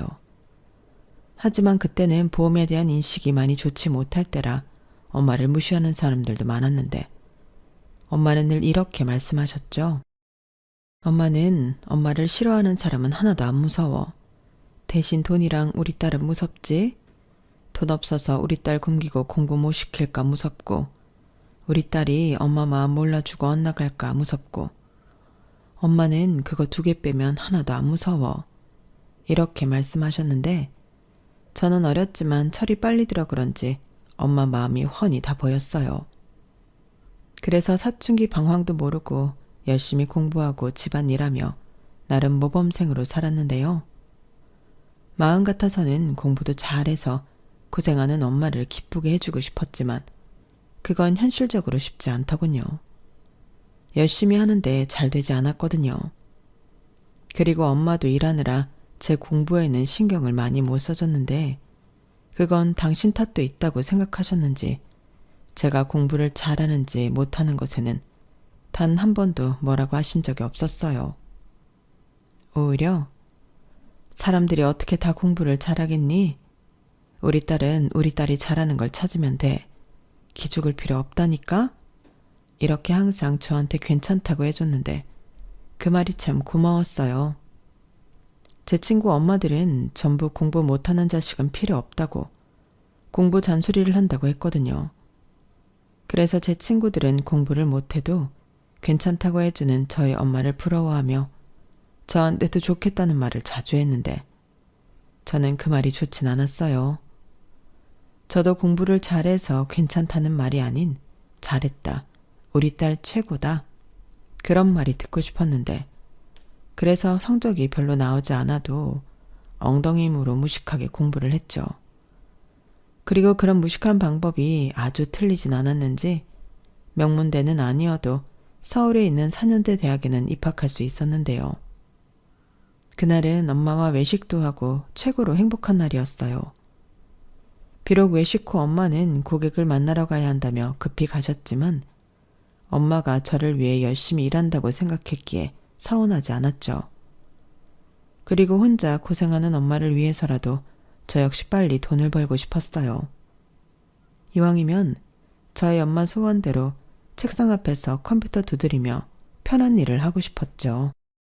대학 졸업 후 눈높이를 조금 낮춰 대기업은 포기하고 꽤 이름난 기업에 입사를 지원하니 제 전략이 효과가 있었어요.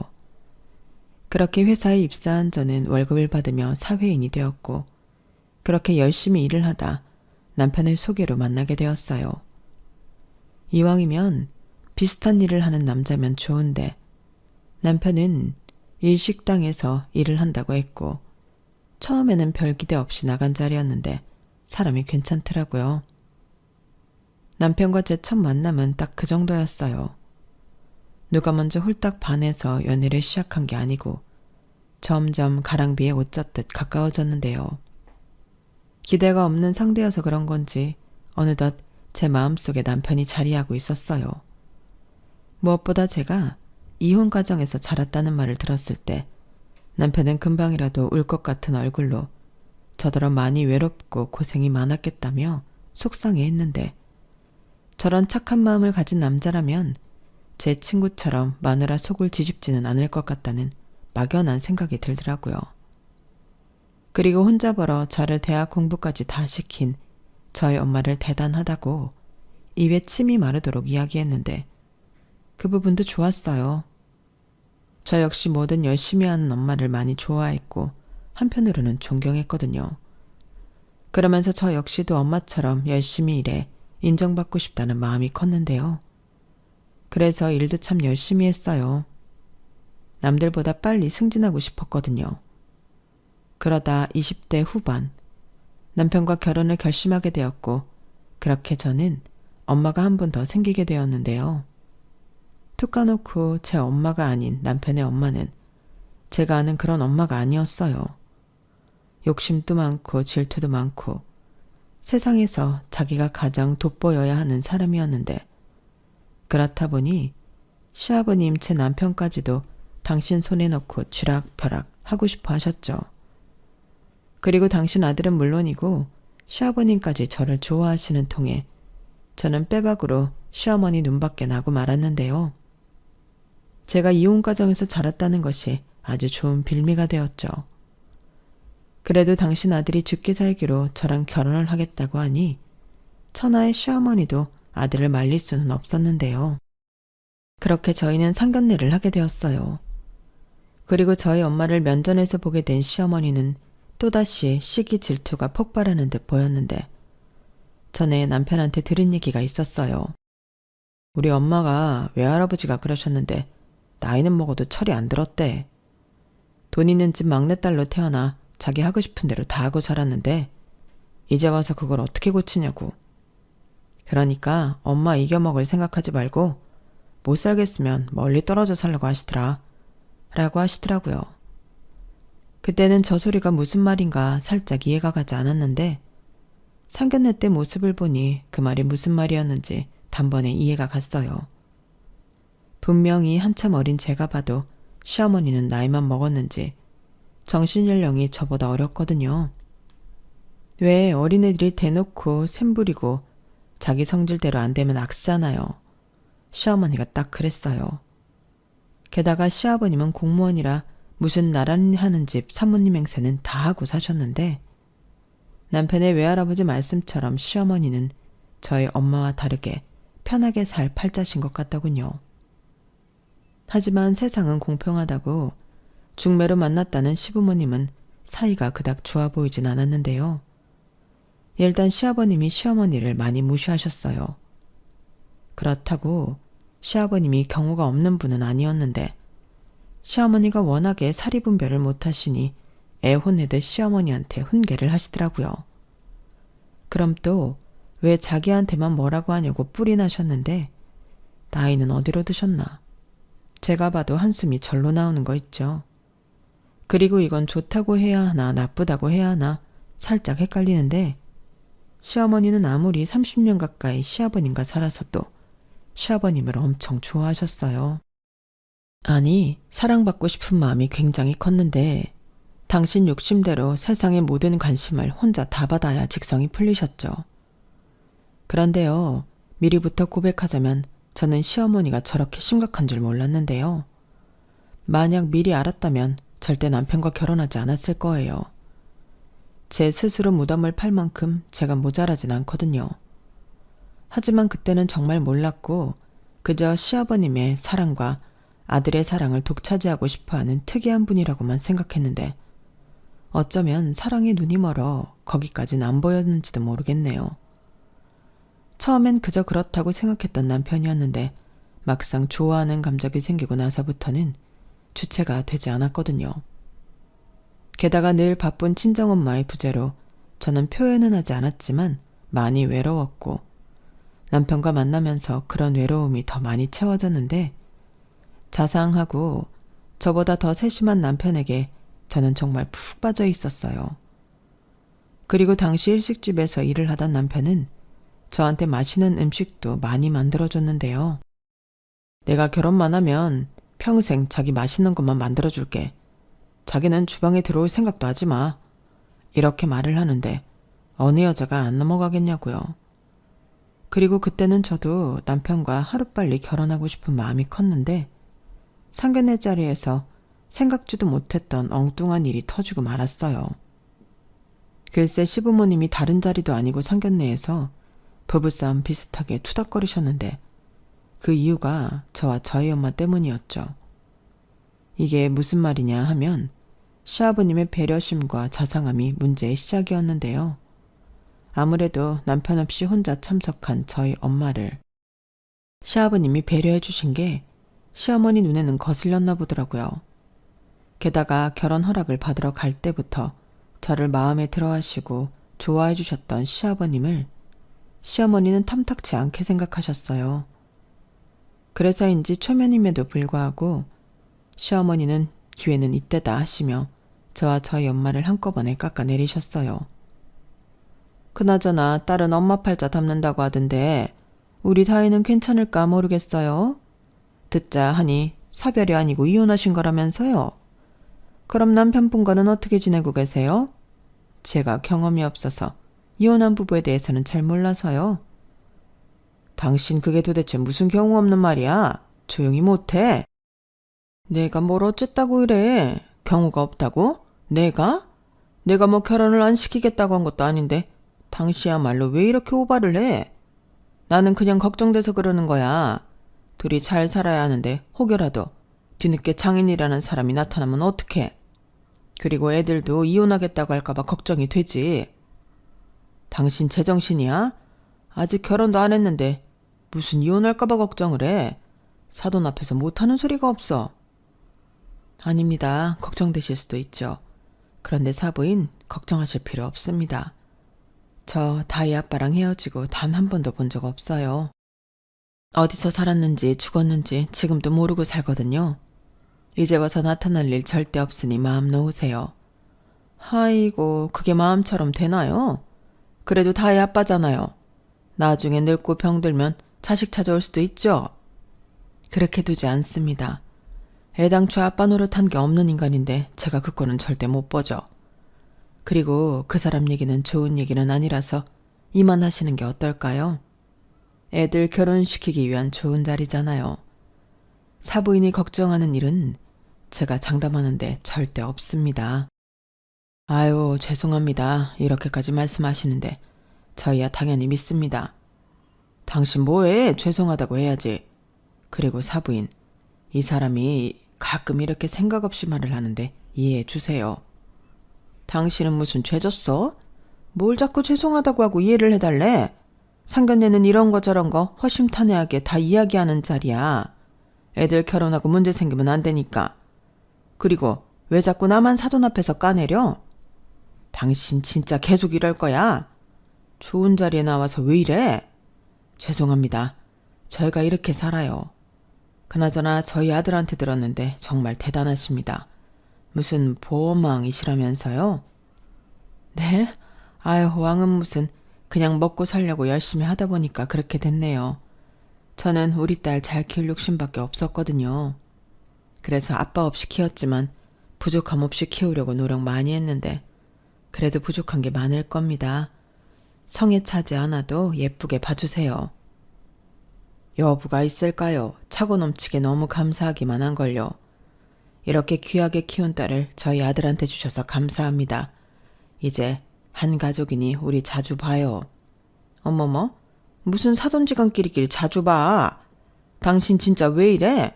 오늘 왜 이렇게 오바를 하는 건데? 죄송했다가 감사했다가 아주 난리도 아니네. 당신이 자꾸 이러니까 우리가 미치는 것 같잖아. 저기 사돈, 저는 솔직한 사람이라서 그냥 편하게 얘기할게요. 저는요, 원래 걱정이 많은 사람이에요. 엄마 마음이 다 그런 거잖아요. 이왕이면 좋은 집에 장가 갔으면 하는 마음이요.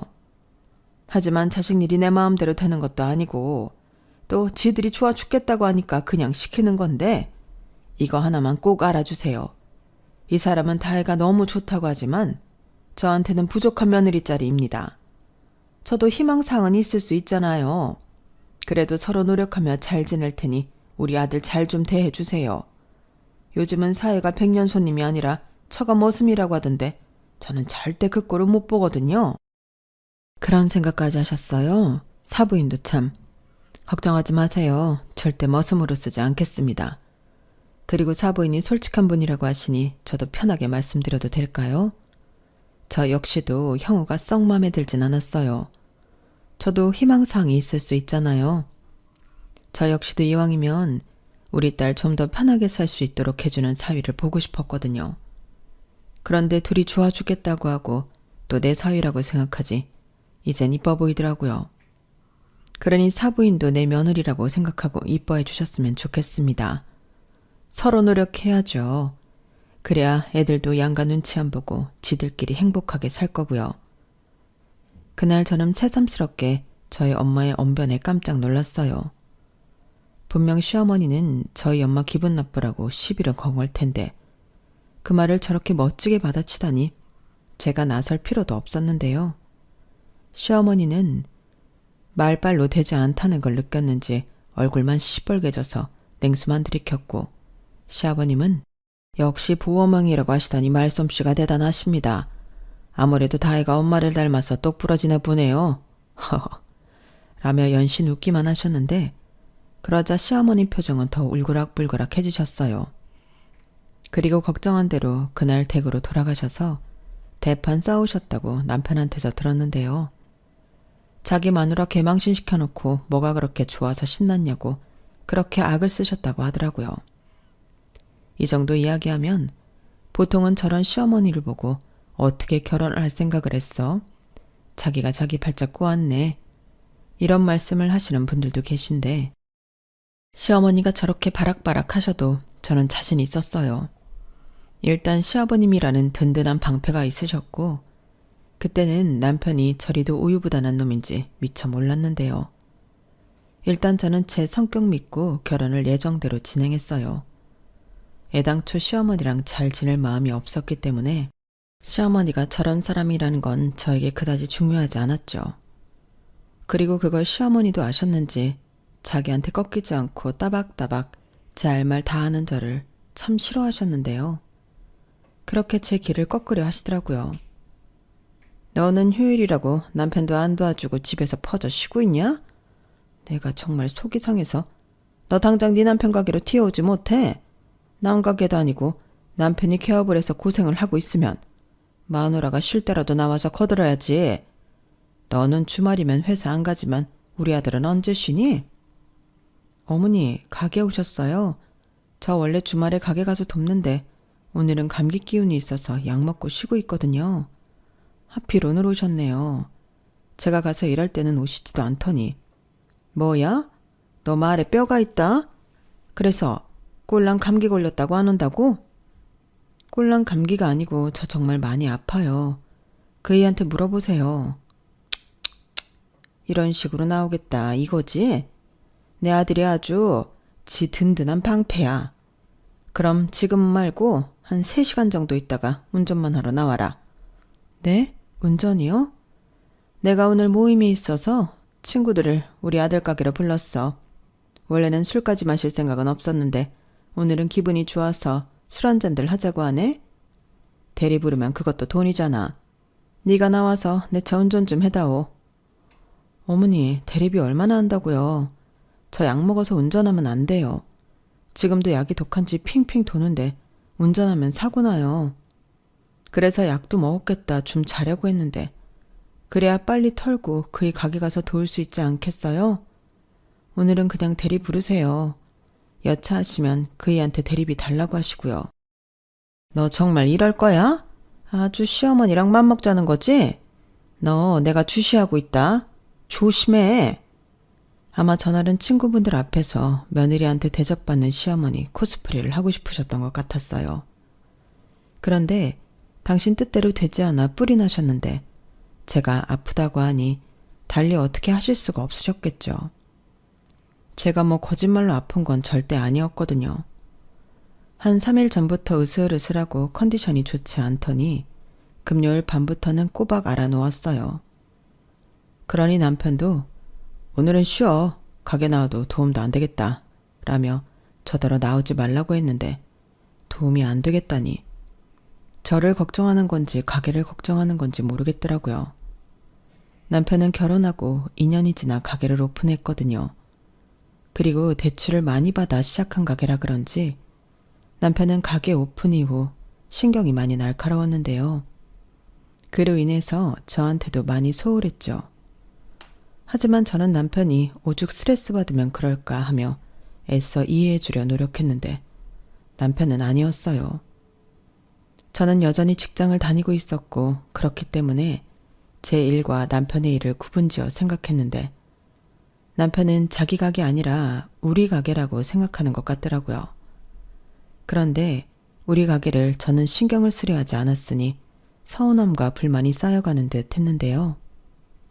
처음엔 자리 잡아야 하는 것도 있고 주말에 손님이 많이 몰리니 주말에는 나가 가게 일을 도왔는데 남편은 당연하게 생각했지만 저도 병이 난 거였어요. 막말로 남편이 가게를 오픈하고 난 뒤로 저는 쉬는 날이 없는 거나 마찬가지잖아요.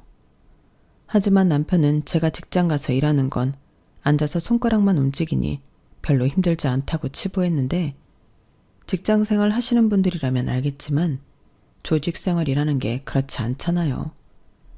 그래서 저 딴에는 억울하기도 하고 회사를 다녀본 적이 없는 남편이라 그러나 보다 이해도 하려고 노력했는데, 어느 순간부터 저도 왜 나만 계속 이해를 해줘야 하나 정신이 번쩍 들었어요.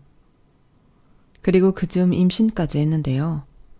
기쁜 일인 건 맞지만 마냥 기뻐할 수는 없었어요. 저만 죽어날 것이 분명했으니까요.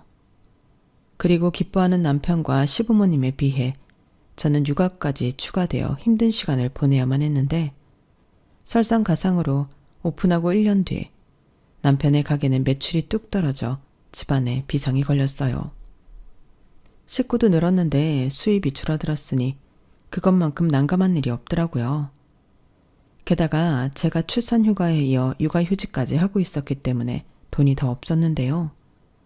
그땐 친정엄마가 남편 몰래 많이 도와주셨어요. 제 통장에 100만 원, 200만 원씩 매달 입금을 해주셨는데, 그게 일회성도 아니고 매달 그런다는 게 쉬운 일이 아니잖아요. 하지만 친정엄마는 혼자 있는 당신은 돈 쓸 일도 없다며 남편한테 얘기하지 말고 생활비로 쓰라고 하셨는데요. 남편은 장모가 도와주는 거라는 걸 전혀 눈치채지 못했죠. 그저 제가 어디서 비상금이라도 잔뜩 꼽을 쳐놓은 줄 알고 있었는데, 내 돈은 지 돈이라고 생각하는 건지 아주 당연하게 여보, 나 30만 원만 줘 라고 하는 거 있죠. 하지만 제가 미쳤나요? 그 돈을 주게요. 그러니 저희는 그때부터 자주 싸웠어요.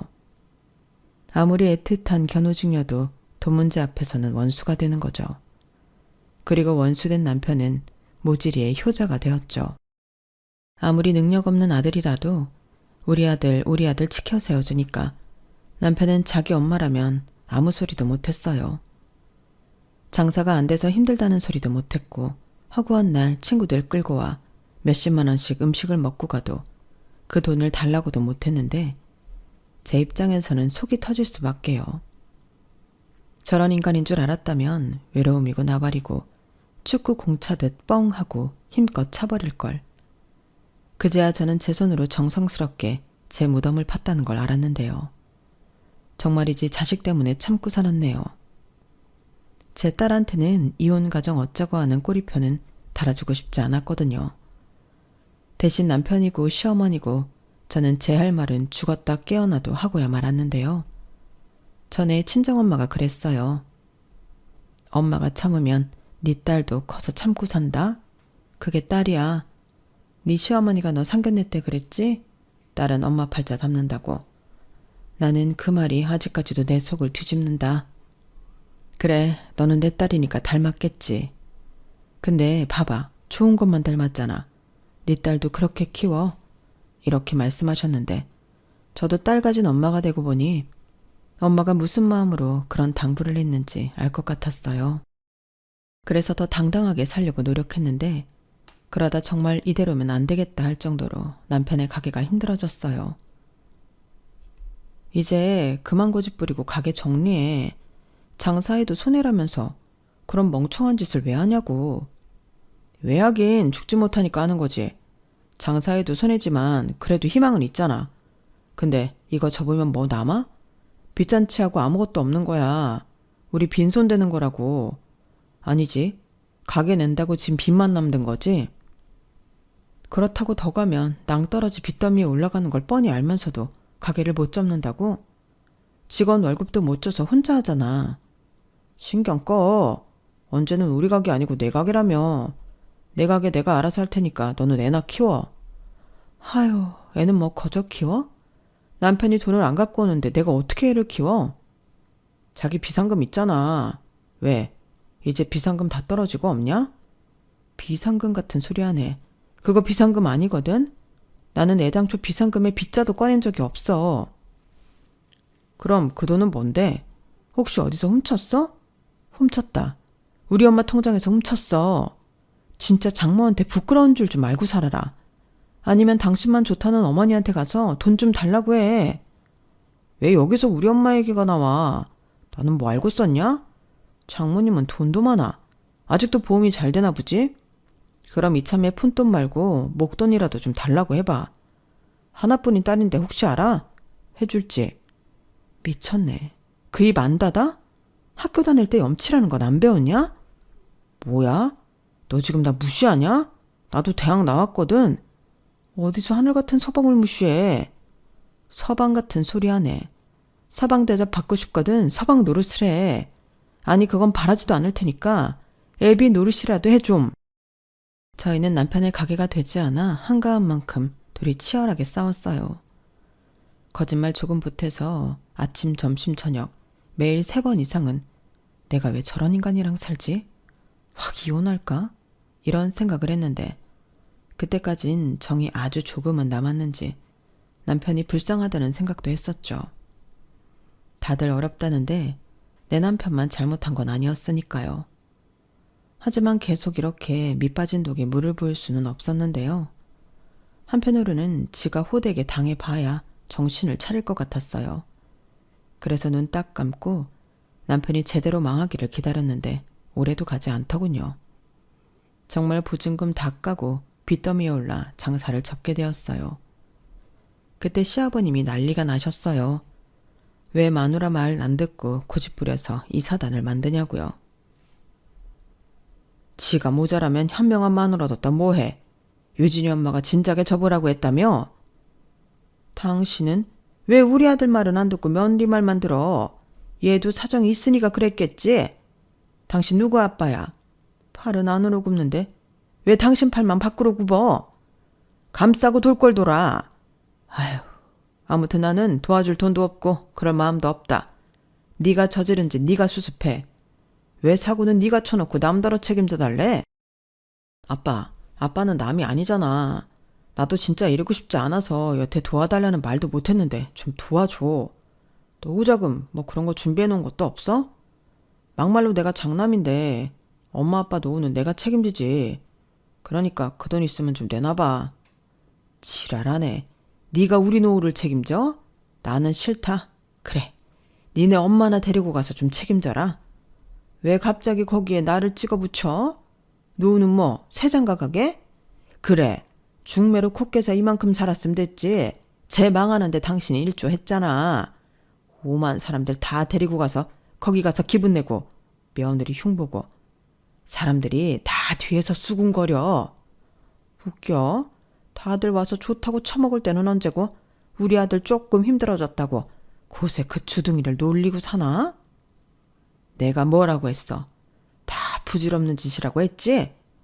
이 집에서 야무진 건 우리 며느리 하나야. 또 시작이다. 아주 며느리가 좋아 죽지? 왜? 며느리가 당신 첫사랑이랑 닮았니? 처음부터 수상하다 했어. 왜 그렇게 챙겨? 왜 그렇게 예뻐해? 아니다. 제 엄마한테도 그랬지? 뭐야? 왜 그래? 뭔 개소리야? 왜 사람 이상한 놈 만들어? 나는 성실하고 열심히 사는 사람 다 좋아해.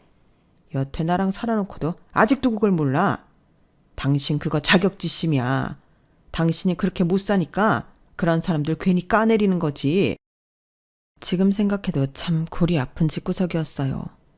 그나마 정상은 시아버님 한 분이셨는데 남편은 왜 하필 시어머니를 닮았는가 짜증이 나더라고요.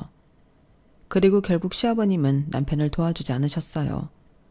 저는 부랴부랴 복직을 했고 남편은 막노동에 오토바이 배달까지 할 수 있는 건 전부 하며 빚을 갚았어요. 남편이 버는 건 남편 빚 갚고 제가 버는 건 생활비를 했죠. 사실 그렇게만 살면 풍족하진 않지만 살 수는 있었어요. 그런데 가게를 폐업한 후부터 남편은 힘든지 살이 쭉쭉 빠졌는데 시어머니가 애가 닳더라고요. 당신 아들만 죽어난다고 저더러 직장 있으니까 대출받아 빚 갚으면 안 되냐고 억지를 부리셨어요. 너는 네 남편 저렇게 힘들어도 괜찮냐? 제가 뭐 도박을 했어. 식구들 먹여 살리려고 가게 하다가 생긴 빚인데 네가 좀 대출받아서 갚아줘도 되지. 왜 야박하게 선을 긋냐? 선 그어야 살죠. 아님 뭐 같이 죽어요? 사실 지금은 제가 가장이에요. 제가 벌어서 저희 식구들 먹고 살잖아요. 그리고 유진 아빠가 버는 건 자기 빚 갚는 건데 딱히 하실 거면 저를 딱히 하셔야 하는 거 아니에요? 뭐라고? 네가 뭐가 딱해? 너는 여름이면 에어컨 나오고 겨울이면 히터 나오는 사무실에 앉아서 편하게 일하잖아. 아, 진짜 너는 처음 볼 때부터 정이 안 가더니 끝까지 그래. 내가 그때 정말 죽는 신용을 해서라도 결혼 못하게 뜯어 말렸어야 했는데. 그러게요. 왜 안 말리셨어요? 안 그랬으면 저도 이러고 안 살잖아요. 좀 열심히 하시지. 너 그 입 안 닫아? 어떻게 된 게 그 주둥이는 연신 사람 복장을 뒤집냐? 네 엄마가 그러라고 가르치든?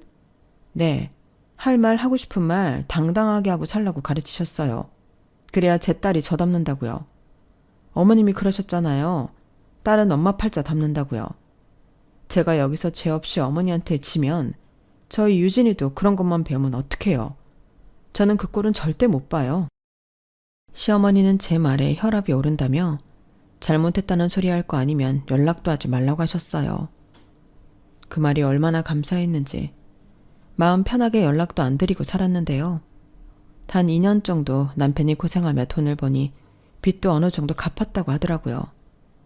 그런데 안 살 거면 몰라도 옆에서 힘들어하는 남편을 보니 저도 마음이 그다지 좋진 않았는데 빚은 다 갚았으니 자기 책임은 다 했고 앞으로가 걱정이었어요. 그렇다고 앞으로도 계속 막노동을 하라고 하긴 싫더라고요.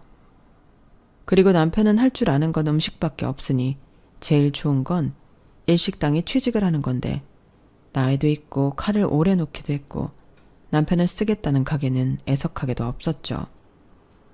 그러자 남편은 계속 자신감을 잃어갔고 빚을 갚아야 한다는 강박도 사라지니 일도 나가지 않으려 했어요.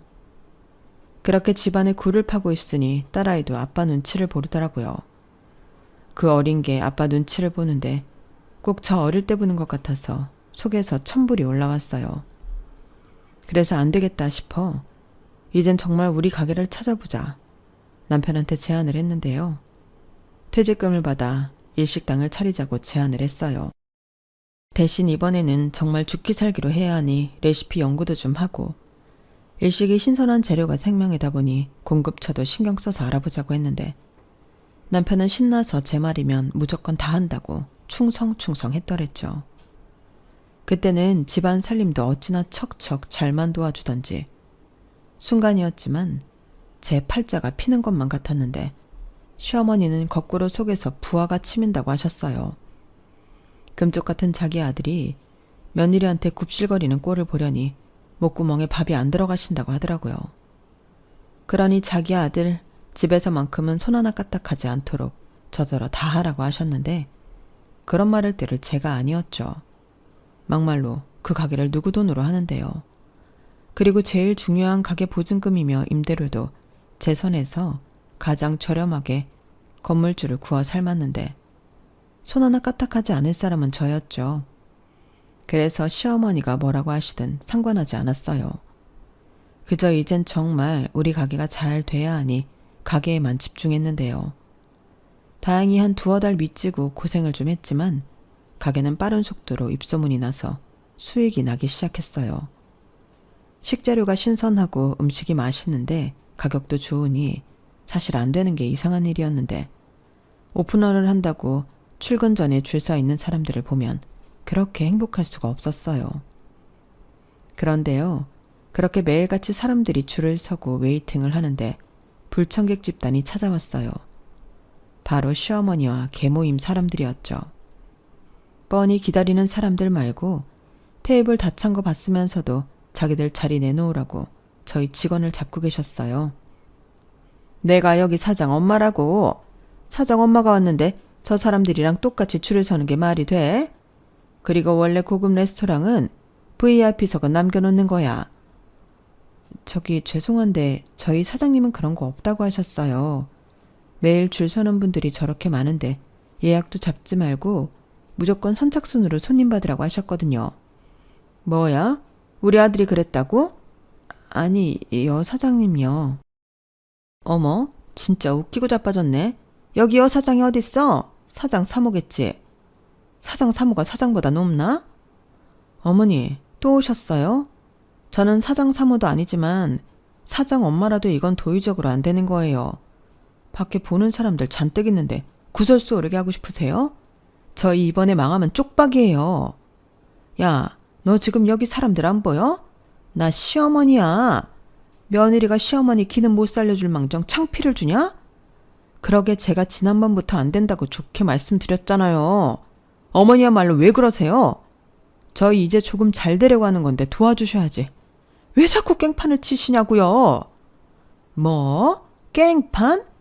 너 정말? 나 개망신 주려고 작정을 했지? 그래, 너 잠깐 이리 따라 나와 봐. 시어머니는 보는 사람들이 많다는 걸 의식하는 듯 저더러 가게 뒤편으로 가자고 하셨어요. 그리고 저는 꿀릴 것이 없었기에 그 뒤를 따랐는데 고부가 싸운다는 소식을 들었는지 남편이 주방에서 나오더라고요. 그러고는 일 크게 만들지 말고 자기 엄마가 해달라는 대로 해주라고 하는데 이게 미쳤나 싶더군요. 꼬라지를 보니 돈 100만 원 거덜내고 가실 것 같은데 그럼 그 돈은 누가 메꾸냐고요. 그래서 안 된다고 단호하게 말했어요. 그러자 남편은 시어머니와 똑같이 자기가 사장이니까 사장 말을 들으라고 했는데 어이가 없었죠. 그래서 나중에 다시 얘기하자고 했는데 순간 너무 화가 났어요. 살려달라고 해서 구해줬더니 보따리를 넘어 제 것까지 탐을 내는 격이잖아요. 그리고 시어머니를 만나고 돌아온 순간 저는 결정을 내려야 했는데요. 시어머니가 저를 보자마자 제 뺨을 한 대 올려 붙이시더니 그러셨어요. 야, 내가 정말 너 어디까지 하나 두고 봤는데 더는 못 봐주겠다. 내 아들이랑 갈라서 이제 우리 아들 너 아니어도 잘 먹고 잘 살 거고 너보다 어리고 잘난 여자 만나 새장가 갈 수 있거든. 그러니까 너는 이만 꺼지라고. 너 하나 우리 집에 들어오고 나서 뭐 하나 잘 되는 게 없어. 나 네 시아버지랑 헤어지게 생겼다. 맨날 너랑 나랑 비교하는데 사람이 짜증나서 살 수가 있니? 다 너 때문이야. 그러니까 나랑 우리 아들 앞에서 꺼져. 네 새끼도 데리고 같이 꺼져. 당장 내 아들 가게에서도 꺼지라고. 이렇게 악에 바치셔서 고래고래 소리를 치시더라고요. 저는 그 말을 듣는데 어이가 없어서 웃음이 나왔어요. 지금 저를 붙잡아도 될까 말까인데 꺼지라고 하다니 이 사람들이 정말 간이 배밖에 나왔나 싶었죠. 그래서 후회하지 않으시겠냐고 재차 확인하니 후회는 개뿔? 내가 왜 후회를 하니? 너만 나가면 알타니가 빠진 것 같아서 살 것 같을 거다. 그러니까 하루빨리 갈라서. 이렇게 친히 시어머니는 당신의 뜻을 확고히 하셨는데요. 저는 흔쾌히 알겠다고 했어요. 그리고 친정엄마한테 바로 전화를 걸었는데 시어머니 들으시라고 아주 큰 소리로 통화를 했죠. 스피커폰으로요. 엄마, 나야. 우리 시어머니가 나더러 정사방이랑 헤어지라고 하네. 내가 너무 싫대. 그래서 우리 유진이도 데리고 꺼지래. 그러니까 엄마, 우리 가게 당장 빼. 정서방은 그 잘난 자존심에 장목고물에 거의 공짜로 가게 오픈한 것도 자기 엄마한테 말 안 했나 봐. 나도 정말 지긋지긋하다. 그냥 이혼하고 엄마처럼 우리 딸 열심히 키울래. 그게 훨씬 낫겠어. 뭐야? 그 인간들이 진짜 너한테 그랬단 말이야? 아주 호강에 겨워 요강에 똥을 싸지. 내가 그 가게 빼주려고 얼마를 손해봤는데 내가 사위 이뻐서 그 자리 가게를 줬나? 내 딸 살라고 해줬지. 알겠다. 당장 그놈의 가게부터 빼야지. 너 미련 갖지 말고 당장 나와. 뭐냐? 지금 뭐 하는 거야? 이 가게가, 아니 이 건물이 사부인 거였어? 아니 어떻게, 그런 말 없었잖아. 네 엄마 언제 건물 샀니? 아니 어떻게 건물을 사? 보험 팔아서 건물을 샀다고? 보험도 팔고 열심히 재테크도 하시고 그래서 재작년에 이 건물 사셨어요. 원래는 이 1층 고깃집 들어오는 거였는데 저희 엄마가 위약금 세게 물어주고 저희 가게 내주신 거거든요. 유진 아빠가 그런 말은 일절 안 했죠. 싫은 말도 못하지만 자기 자존심에 남한테 꿀리는 말도 못하는 모질이니까. 그래도 그렇지 어머니는 아들이 무슨 돈이 있어서 이런 가게를 차렸다고 생각하셨어요? 이거 재퇴직금 올인한 거고 저희 엄마가 보증금의 월세까지 완전 대폭 할인해 주셔서 하는 거였어요. 근데 어째요? 헤어지라고 하셨고 저도 더 살 마음 없고 이제 네 거 내 거 제대로 갈라서 이혼할게요.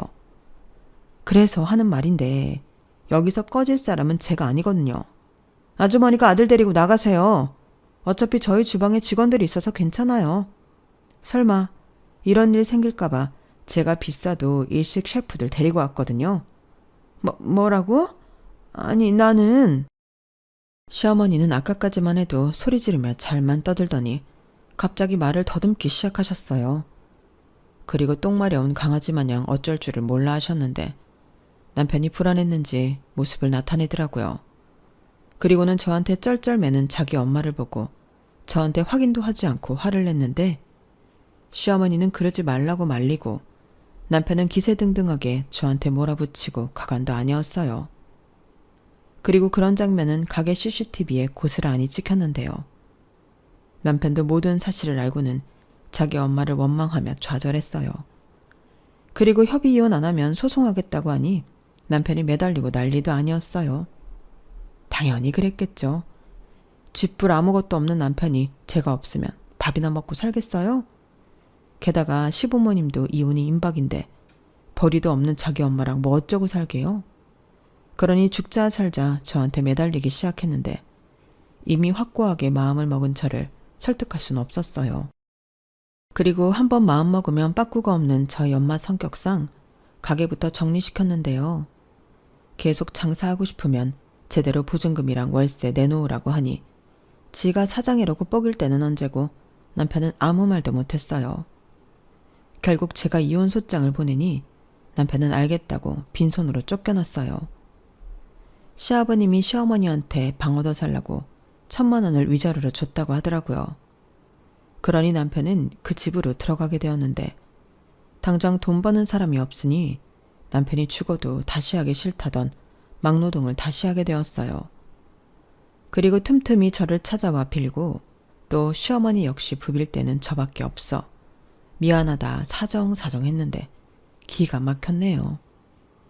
아가 미안하다. 내가 그때는 귀신에 씌었나 봐. 아 내가 미쳤지.